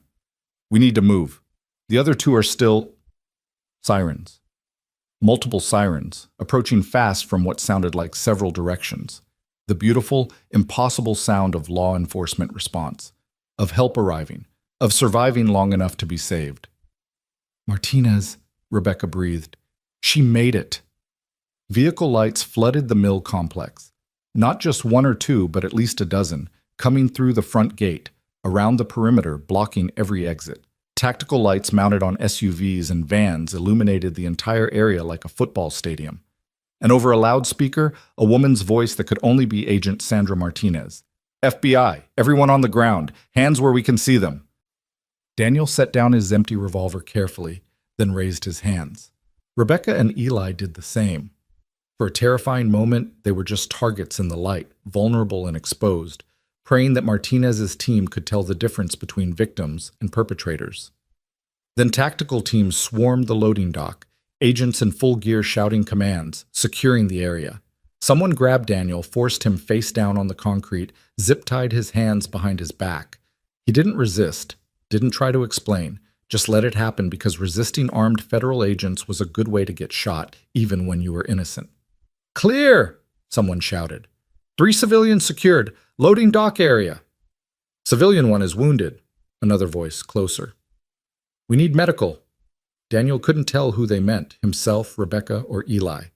His shoulder hurt badly, his face stung from shotgun pellet splinters, and his ears were still ringing from the revolver's reports. But he was alive. They were all alive. That was what mattered. "Daniel Cole?" A woman's voice, calm and professional. "I'm Special Agent Martinez. You can relax. You're safe now." He tried to look up, couldn't quite manage it from his position on the ground. "My son is being checked by paramedics. He's scared but unhurt. Rebecca Walsh is here too, also receiving medical attention." "You did good, Mr. Cole. You kept them alive until we arrived." "The men inside, we've got them. 2 wounded, 1 deceased. The fire department is handling the blaze. Right now I need you to stay calm and let my people do their jobs. Can you do that?" Daniel nodded, not trusting his voice. The adrenaline was fading now, replaced by exhaustion so profound it felt like drowning. His body had been running on panic and desperation for hours, and now that the immediate threat was over, everything was shutting down at once. They cut the zip ties and helped him to a sitting position. A paramedic appeared, shining a light in his eyes, checking his pupils, asking him questions he barely registered. How was he feeling? Did he know where he was? What day was it? Monday night? Or was it Tuesday now? He'd lost track of time somewhere between finding the coffin and burning down a lumber mill. "Dad!" Eli's voice cut through the fog.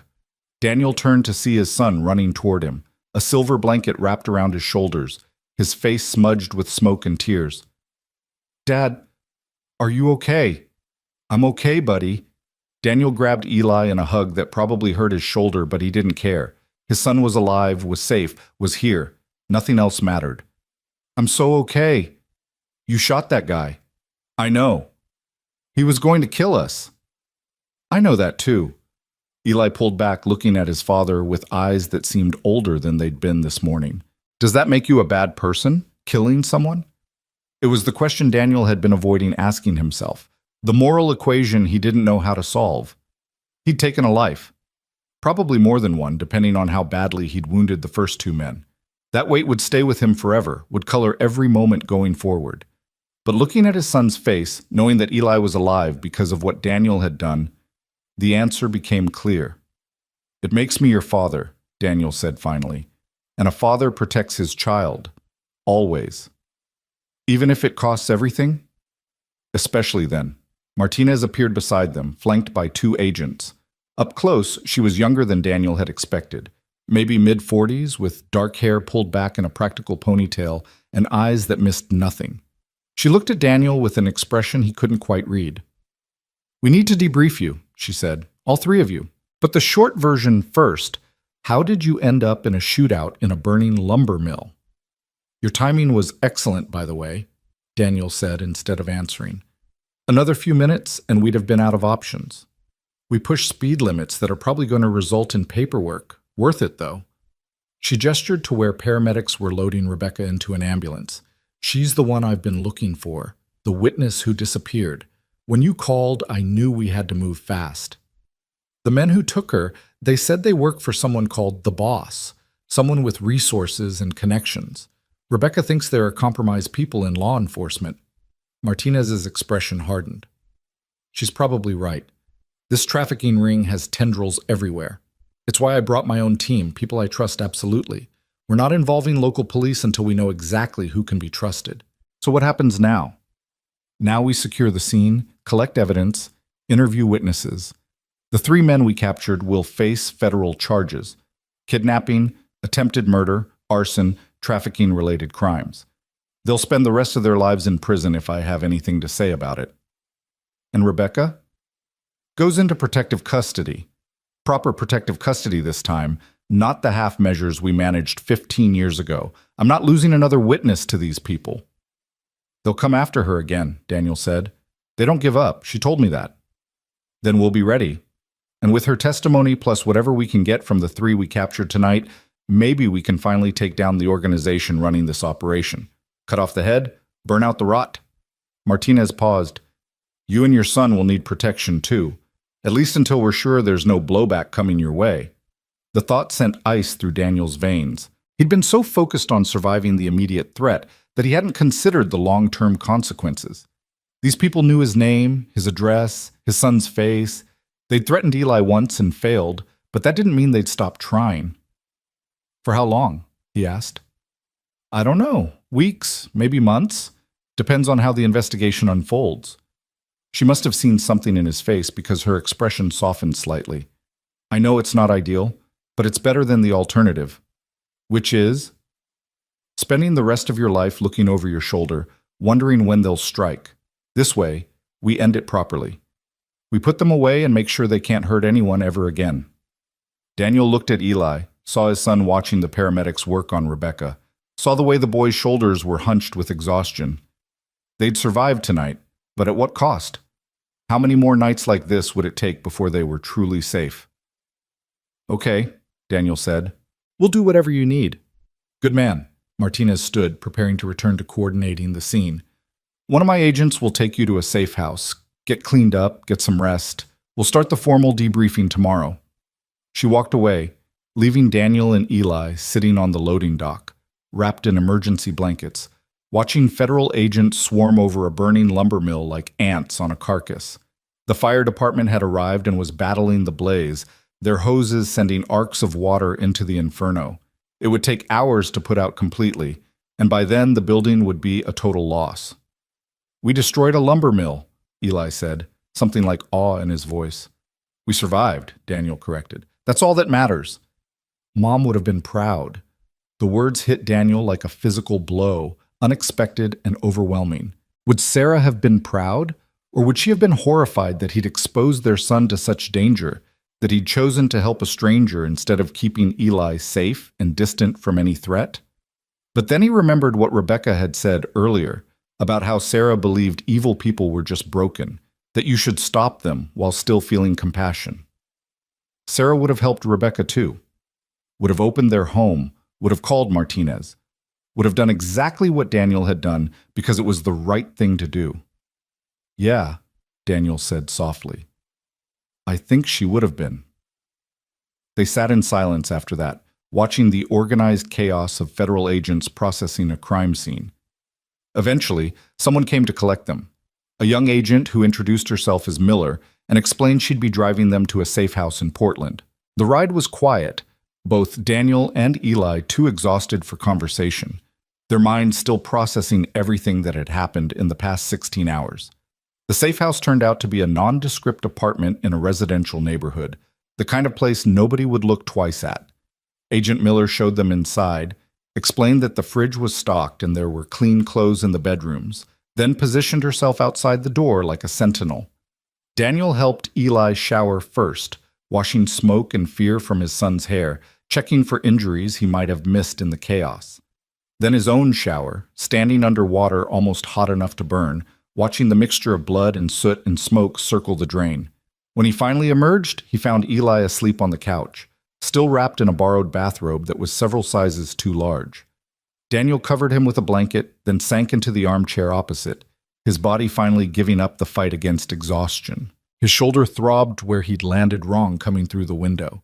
His hands bore a dozen small cuts from the fence and the flying splinters. His face stung where shotgun pellets had grazed him. But they were alive.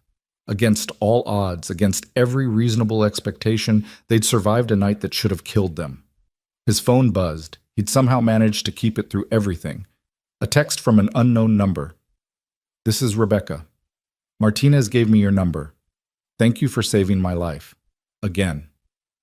Daniel stared at the message for a long moment, then typed back. Thank you for trusting me. Get some rest. We'll figure out tomorrow when tomorrow comes. Her response came almost immediately. Your wife raised a good man, and you're raising a good son. The world needs more people like your family. Daniel set the phone aside, looking at Eli sleeping peacefully on the couch, and felt something shift in his chest. For 2 years, he'd been living in the shadow of Sarah's death, going through motions, surviving, but not really living. Tonight had been terrible in ways he'd never be able to fully articulate, but it had also reminded him of something crucial. He was still here, still capable, still a father worth having. Sarah would never see Eli grow up, would never watch him play competitive soccer or go to his first dance or graduate high school. But Daniel would, and he'd make sure their son grew up to be the kind of man who helped people, who built strong doors for strangers, who stood between evil and innocence even when it cost everything. Outside, dawn was beginning to break over Portland, painting the sky in shades of pink and gold. A new day, bought with blood and fire and desperation.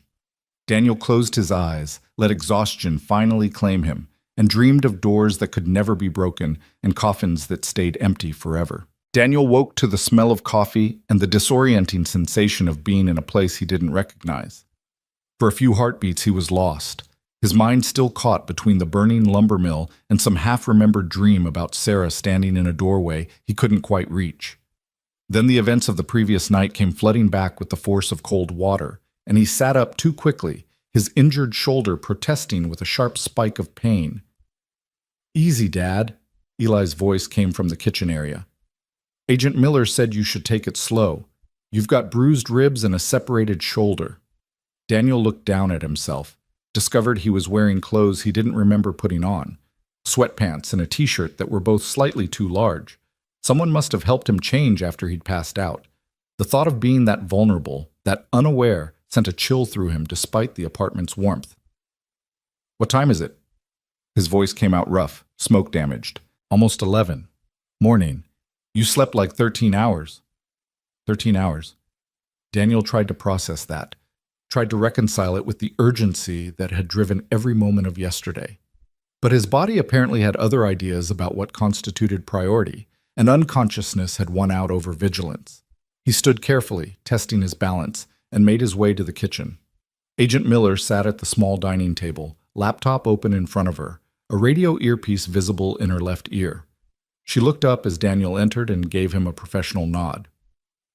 "Mr. Cole, how are you feeling?" "Like I got hit by a truck." "How's Rebecca?" "Miss Walsh is stable.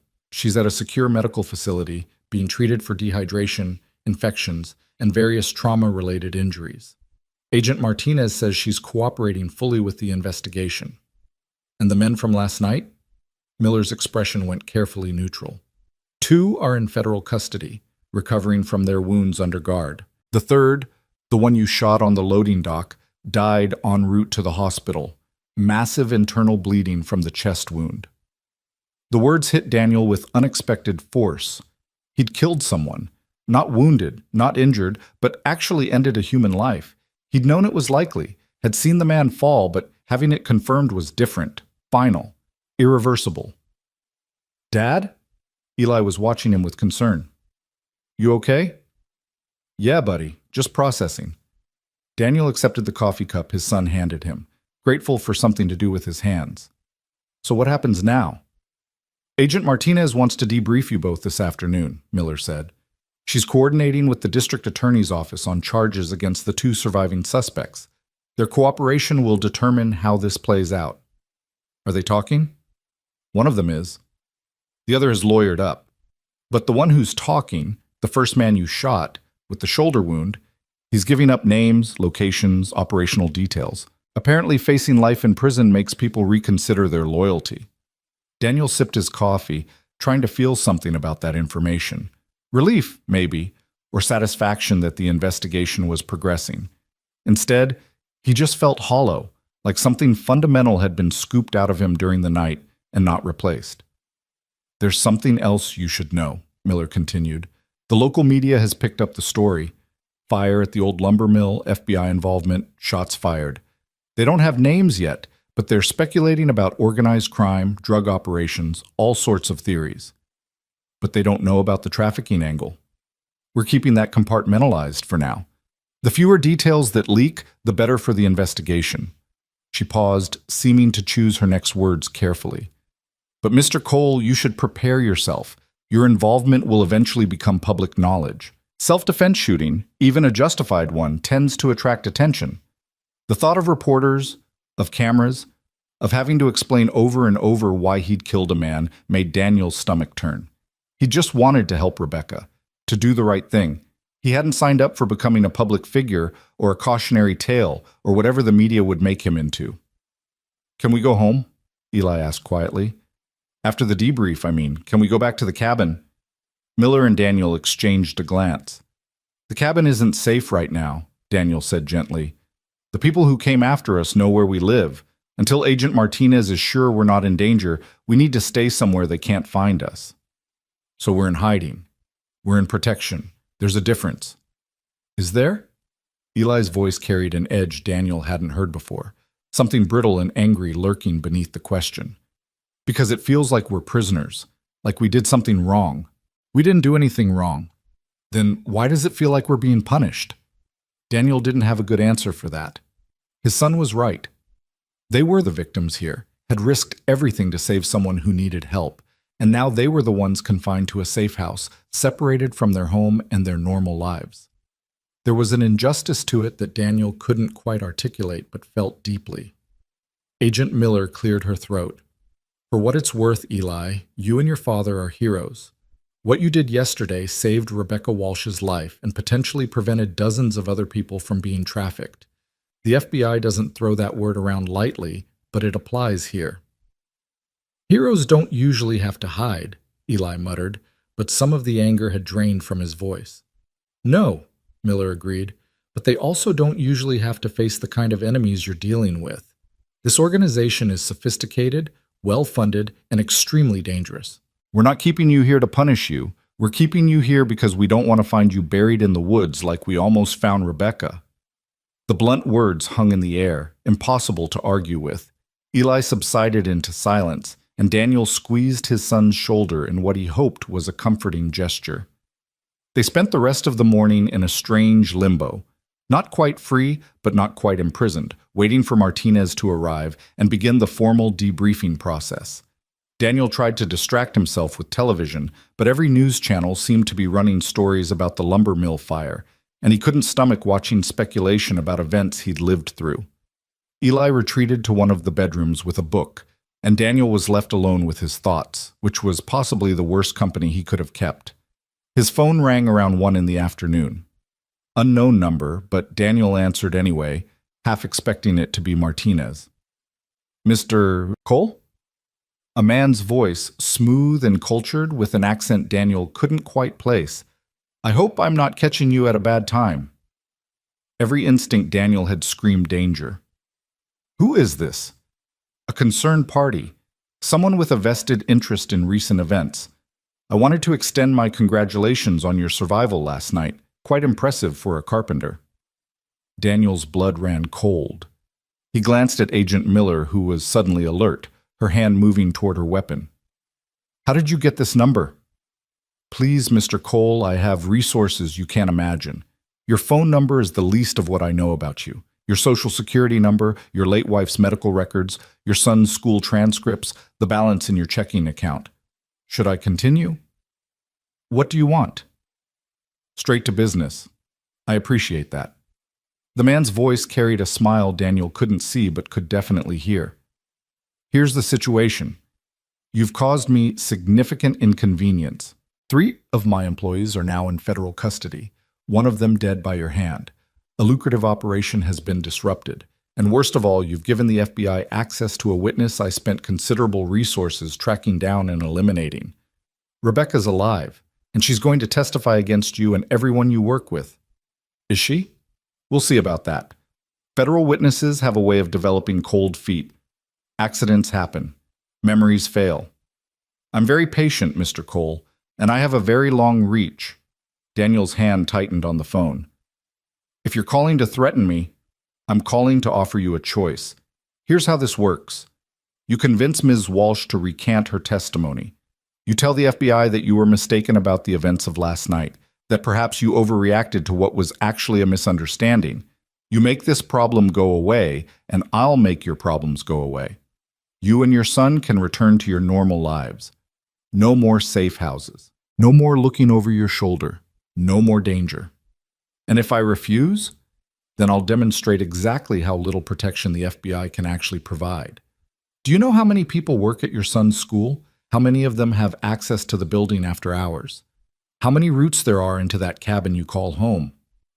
I could give you numbers, Mr. Cole, but I think you're intelligent enough to understand the implications. Agent Miller was on her feet now, speaking urgently into her radio. Daniel's mind raced, trying to figure out how to keep this man talking, how to give the FBI time to trace the call, or gather intelligence, or do whatever it was they did in situations like this. You're bluffing, Daniel said, trying to sound more confident than he felt. If you had the capability to hurt us, you would have done it already. Would I? Or am I simply demonstrating my reach, making sure you understand that hiding behind federal agents won't save you forever? Consider this a professional courtesy, Mr. Cole. I'm giving you a way out, a way to protect your son and avoid becoming another tragic story about civilians who got involved in matters beyond their understanding. I'm not helping you cover up human trafficking. Human trafficking. The man sighed as if disappointed. Such an ugly phrase for a simple business transaction. I provide a service. People who want to work in America, who want better lives, who are willing to pay for transportation and employment opportunities. Is it my fault if sometimes the circumstances aren't exactly what they expected? You buried Rebecca alive. I did no such thing. My employees, acting on their own initiative and against my explicit instructions, may have overstepped. That's why 2 of them are now in federal custody. Consequences of their poor judgment. But I'm a businessman, Mr. Cole, not a monster, and businesses can be negotiated with. Then negotiate with the FBI, turn yourself in, cooperate with the investigation. Now where's the incentive in that? No, I think my offer is more than generous. You have 72 hours to convince Ms. Walsh and the authorities that this entire situation has been blown out of proportion. After that, well, I hope your son is a light sleeper. And I do hope he's been practicing his soccer. Athletic children are so much more resilient to trauma, don't you think? The call ended, leaving Daniel staring at his phone with a mixture of rage and terror. Agent Miller was already on her radio, relaying information, requesting traces and protective detail enhancements, and whatever other measures the FBI deployed when witnesses received direct threats. Did you get it? Daniel asked. The trace? The call came from a burner phone, bounced through multiple towers. We'll analyze it, but I wouldn't hold my breath for useful intel. Miller's expression was grim. Mr. Cole, we need to move you immediately. If they have your phone number, they may have more than that. They do have more. He basically told me so. Then we operate under the assumption that your location is compromised and execute emergency relocation protocols. Pack only what you absolutely need. We're leaving in 5 minutes. The next several hours became a blur of secure vehicles, route changes, and eventually arriving at a different safe house. This one, a rural farmhouse about an hour outside Portland, surrounded by open fields that would make any approach visible from miles away. FBI agents seemed to be everywhere, both visible and presumably not, creating layers of security that felt simultaneously reassuring and terrifying. Martinez arrived as the sun was setting, her expression tight with controlled anger. She found Daniel on the farmhouse porch, watching Eli throw a tennis ball against the barn wall with methodical repetition, each throw carrying the weight of frustration the boy couldn't otherwise express. We analyzed the call, Martinez said without preamble. Professional-grade equipment, sophisticated routing, no usable metadata. Whoever made that call has access to serious technical resources. He knew everything about us. Bank accounts, medical records, everything. That's what concerns me most. This suggests either a significant intelligence operation or insider access to databases that should be secure. We're running internal audits, checking for breaches, but that takes time. Time we might not have. He gave me 72 hours to make this go away. Martinez leaned against the porch railing, looking out at the darkening fields. You understand that's not possible, right? Even if you wanted to comply, which I know you don't. Rebecca's testimony is already documented. We have statements from 3 suspects. Physical evidence from the coffin, from the mill, from your cabin. This investigation is moving forward regardless of what you or Rebecca say now. So the threat is just leverage, intimidation. Or it's a prelude to action. These people don't make empty threats, Daniel. If they say they're coming after you and your son, I have to take that seriously. Then what do we do? We accelerate the timeline. Rebecca testifies to a grand jury next week instead of next month.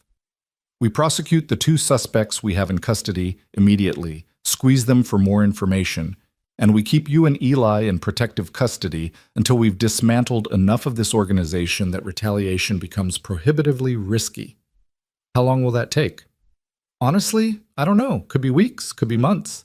These investigations are complex, and this particular organization has proven extremely resilient. Daniel watched Eli throw the ball again, saw the way his son's shoulders were hunched with tension.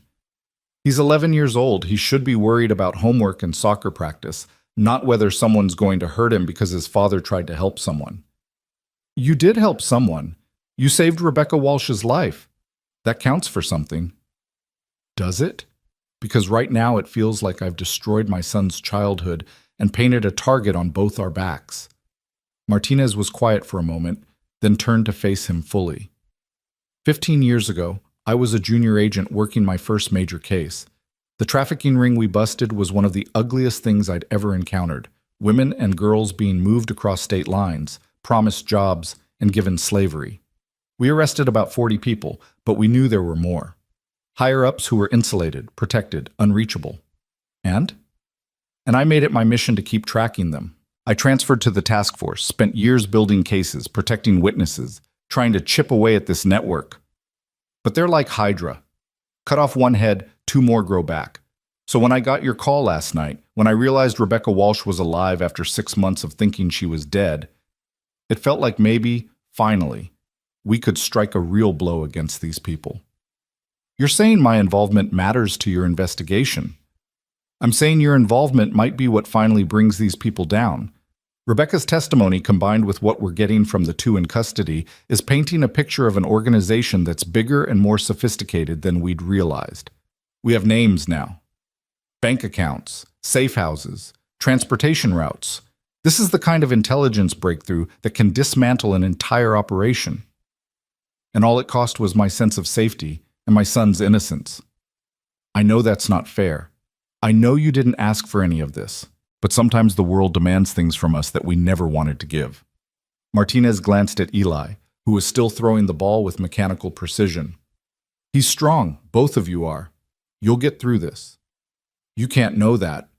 No, Martinez admitted, but I can promise you that the FBI is going to do everything in our power to protect you both, and to make sure the people threatening you face justice. That has to count for something. Before Daniel could respond, one of the agents posted near the property perimeter came running toward the house, his radio crackling with urgent chatter. Martinez immediately went tense, her hand moving to her sidearm. Agent Martinez, the man called as he approached. We've got movement on the access road. Vehicle approaching without authorization. How many? Single sedan, 2 occupants visible. Martinez was already moving toward the house, gesturing for Daniel to follow. Get inside, lock the doors. Don't come out until I give the all clear. What about Eli? I'll get him. Go. Daniel watched Martinez jog toward his son while he stumbled into the farmhouse, his heart hammering. Through the window, he could see agents taking up defensive positions, their weapons drawn, creating a perimeter around the property. Whatever was coming down that access road, the FBI was prepared to meet it with force. The sedan came into view, a dark blue Honda, moving slowly, almost cautiously. It stopped about 50 yards from the house, engine idling. The driver's door opened and a woman stepped out, hands raised and empty. Don't shoot, her voice carried across the distance. My name is Claire Dawson. I'm an attorney, and I'm here to speak with Daniel Cole. Martinez approached carefully, her weapon still drawn. Ms. Dawson, this is a secure federal facility. You need to leave immediately. I have information about the case, information that Mr. Cole needs to hear. Then you can provide that information through official channels. Right now you're trespassing and interfering with a federal investigation. And you're making a mistake if you don't listen to what I have to say. The woman, Claire, pulled something from her pocket, moving slowly to avoid triggering a violent response. I have documentation here that proves the man who called Mr. Cole this afternoon is Marcus Vance, CEO of Vance International Logistics. He's been using his legitimate shipping business as cover for trafficking operations across 3 continents. Martinez didn't lower her weapon. If you have evidence of criminal activity, you need to submit it to the FBI's tip line. I tried that 6 months ago, and somehow my report got buried, lost in the system, and I received a very polite call suggesting I might want to reconsider my allegations unless I enjoyed facing defamation lawsuits. Claire took a step forward, and immediately 3 agents adjusted their aim. She froze. I'm trying to help you. Marcus Vance has been operating with impunity for years because he has people inside law enforcement, inside federal agencies, inside places that are supposed to stop people like him. But if Rebecca Walsh testifies, if her testimony is corroborated by what your suspects are telling you, then maybe, finally, someone can build a case that sticks. Why come here? Martinez demanded. Why not go through proper channels? Because proper channels keep getting compromised. Because 6 months ago I watched a friend, a woman who'd escaped Vance's operation, disappear after she agreed to talk to the FBI. Because I don't trust that your secure communication channels are actually secure. Claire's voice carried a desperation that cut through the tension. I'm risking my career, possibly my life, by being here. But if I can help protect Mr. Cole and his son, if I can help make sure Rebecca Walsh lives long enough to testify, then it's worth it. Martinez lowered her weapon slightly, though she didn't holster it. Who's your friend? The woman who disappeared? Her name was Jennifer Huang. She contacted the Portland field office last March, said she had information about a trafficking network. 2 agents came to interview her. A week later, her apartment was empty and her phone was disconnected. The FBI claimed she'd moved voluntarily, but I know Jennifer. She wouldn't have run, not when she was finally ready to talk. The name seemed to mean something to Martinez. Her expression shifted, something like recognition mixed with concern. Jennifer Huang. Asian female, mid-30s, worked as a bookkeeper. You know her? I know we had a witness by that name who went missing. The case was closed as a voluntary departure, but I always thought there was more to it. Martinez finally holstered her weapon and gestured for Claire to approach. You have 5 minutes to show me what you've got, and if this is some kind of trick, you'll regret it. Daniel watched from the window as Claire was escorted into the farmhouse, flanked by agents who searched her thoroughly before allowing her into the living room. She was younger than he'd expected from her voice, maybe early 30s, with sharp features and eyes that suggested she hadn't slept properly in weeks. Mr. Cole, she said when she saw him, I'm sorry to intrude like this, but I need you to understand what you're dealing with. She spread documents across the coffee table, bank statements, shipping manifests, emails, photographs. Martinez leaned over them, her expression growing darker with each page she examined. This is comprehensive, Martinez said quietly. How did you get all this? I was Vance's attorney, corporate counsel, handling his legitimate business interests. But about a year ago, I started noticing irregularities, payments that didn't match services rendered, shipping routes that made no economic sense, encrypted communications that my security clearance wasn't high enough to access. Claire's hands were shaking slightly as she pointed to specific documents. When I started asking questions, I was told to focus on my assigned cases. When I kept pushing, I was offered a promotion, contingent on me signing an NDA so broad it would have prevented me from ever speaking about anything I'd seen. That's when I knew something was deeply wrong. So you started investigating on your own, Martinez said. I started documenting every suspicious transaction, every unexplained shipment, every piece of evidence that suggested Vance International wasn't just moving cargo. Claire pulled out a ledger, its pages covered in handwritten notes. This is Jennifer's work. She was Vance's bookkeeper before she escaped. She kept this record of every transaction she processed, every payment she logged. It's a roadmap of his entire operation. Martinez picked up the ledger carefully, flipping through pages.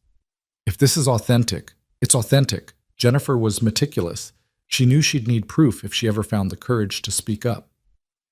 Then where is she? Why isn't she here presenting this herself? Claire's expression crumpled. Because I think she's dead. I think whoever Vance has inside the FBI identified her as a threat and eliminated her before she could testify. And I think the same thing will happen to Rebecca Walsh if you don't move faster than they expect. The room fell silent, everyone processing the implications. If Claire was right, if the trafficking network really did have people inside federal law enforcement, then every move Martinez made could potentially be compromised. Every safe house location, every witness interview, every strategic decision could be reported back to the people they were trying to catch. Agent Martinez, Daniel said slowly, when you came to help us last night, how many people knew about it? How many agents did you read into the operation? Martinez met his eyes, and he saw the moment she understood where he was going. Standard tactical team, 12 agents plus support staff, maybe 20 people total. And they all knew where we'd be? Where you were sending us? Not all of them. The safe house location was need to know. Maybe 5 people had that information. And today? How many people know we're at this farmhouse? More. We had to coordinate the emergency relocation, bring in additional security, maybe 15, 20 people. Then we're not safe here either, Daniel said. If Claire's right, if Vance really has someone inside, then he probably knows exactly where we are right now. As if summoned by his words, the lights went out. Not just in the farmhouse, but across the entire property. Security lights, perimeter lighting, everything going dark in an instant. Through the window, Daniel could see confusion among the agents outside, flashlights clicking on, radios crackling with urgent communication. That's not a power failure, Martinez said, already moving toward the door. That's a deliberate attack. Everyone stay... The explosion cut off her words, a massive detonation from somewhere on the property's edge that lit up the night sky and sent shockwaves rippling across the fields. Daniel's ears rang from the blast, and through the ringing he could hear shouting, gunfire, the sound of vehicles approaching fast. They found us, Claire whispered, her face pale in the emergency lighting that had activated inside the farmhouse. Oh God, they actually found us. Martinez was on her radio, coordinating response, calling for backup that Daniel knew wouldn't arrive in time. Whatever was coming now, and they had maybe minutes before this farmhouse became another crime scene, another tragedy, another failure of protection that cost innocent lives. Eli! Daniel shouted, searching for his son in the chaos. Eli, where are you? Here, Dad. His son's voice surprisingly calm from the kitchen. What's happening? What was happening was the nightmare scenario every protected witness fears, the moment when hiding stops being enough and the only option left is to run or fight. Daniel grabbed his son, pulled him close, and made a decision. We're leaving. Now. Mr. Cole, you need to stay inside, Martinez started.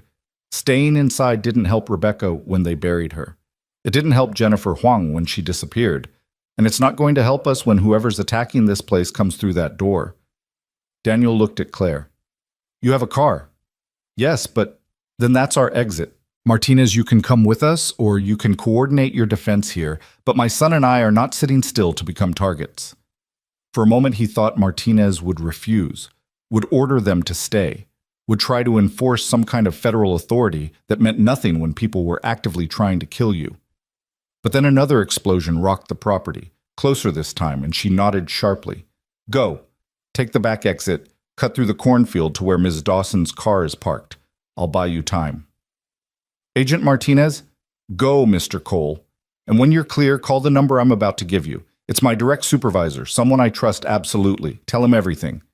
She scribbled a number on a scrap of paper, thrust it at Daniel. Make this count. They ran. The cornfield swallowed them whole, stalks dry and brittle from the late season pressing close on all sides, cutting visibility to mere feet. Daniel kept one hand clamped on Eli's shoulder and the other gripping Claire's jacket as they crashed through the rows, the sound of their passage absurdly loud against the backdrop of gunfire and shouting behind them. Every instinct screamed at Daniel to move faster, but the darkness and uneven ground made speed impossible without risking a fall that could cost them everything. How far to your car? Daniel gasped, his injured shoulder screaming protest with each jarring step. Maybe 200 yards, Claire panted. I parked on the service road, tried to stay off the main approach. Behind them, another explosion lit up the sky, closer than the previous ones. The shockwave rippled through the corn, and Daniel felt the heat of it even at this distance.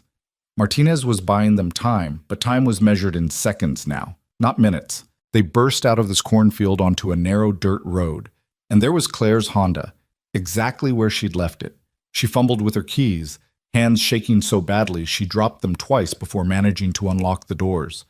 Daniel shoved Eli into the back seat and climbed in after him while Claire threw herself behind the wheel. "Drive," Daniel ordered. "Don't stop. Don't slow down. Just drive." The engine turned over, and Claire floored the accelerator before Daniel had even closed his door properly. Gravel sprayed from the tires as they fishtailed onto the service road, the Honda's modest engine whining as Claire pushed it to its limits. In the rearview mirror, Daniel could see flames rising from the farmhouse, could see the silhouettes of vehicles and armed figures moving through the chaos they'd just escaped. "Where are we going?" Claire's voice was high and tight with panic. "We're safe if they can find us anywhere." "Nowhere's safe," Daniel said bluntly. He pulled out his phone, saw Martinez's scrawled number, and dialed. It rang once, twice, 3 times. On the 4th ring, a man's voice answered, gruff and annoyed at being called at this hour. "Deputy Director Morrison. Sir, my name is Daniel Cole. Agent Sandra Martinez told me to call you. She said you're someone she trusts absolutely." "Martinez?" The annoyance vanished, replaced by sharp attention. "What's happened? Where is she?" "Coordinating defense at a farmhouse outside Portland that's currently under attack by the trafficking organization we've been running from. She sent me to call you because she thinks there's a leak inside the FBI, someone feeding information to Marcus Vance." The silence on the other end lasted long enough that Daniel thought the call had dropped. Then Morrison's voice came back harder and colder than before. "Tell me everything. Start from the beginning and don't leave anything out." So Daniel did.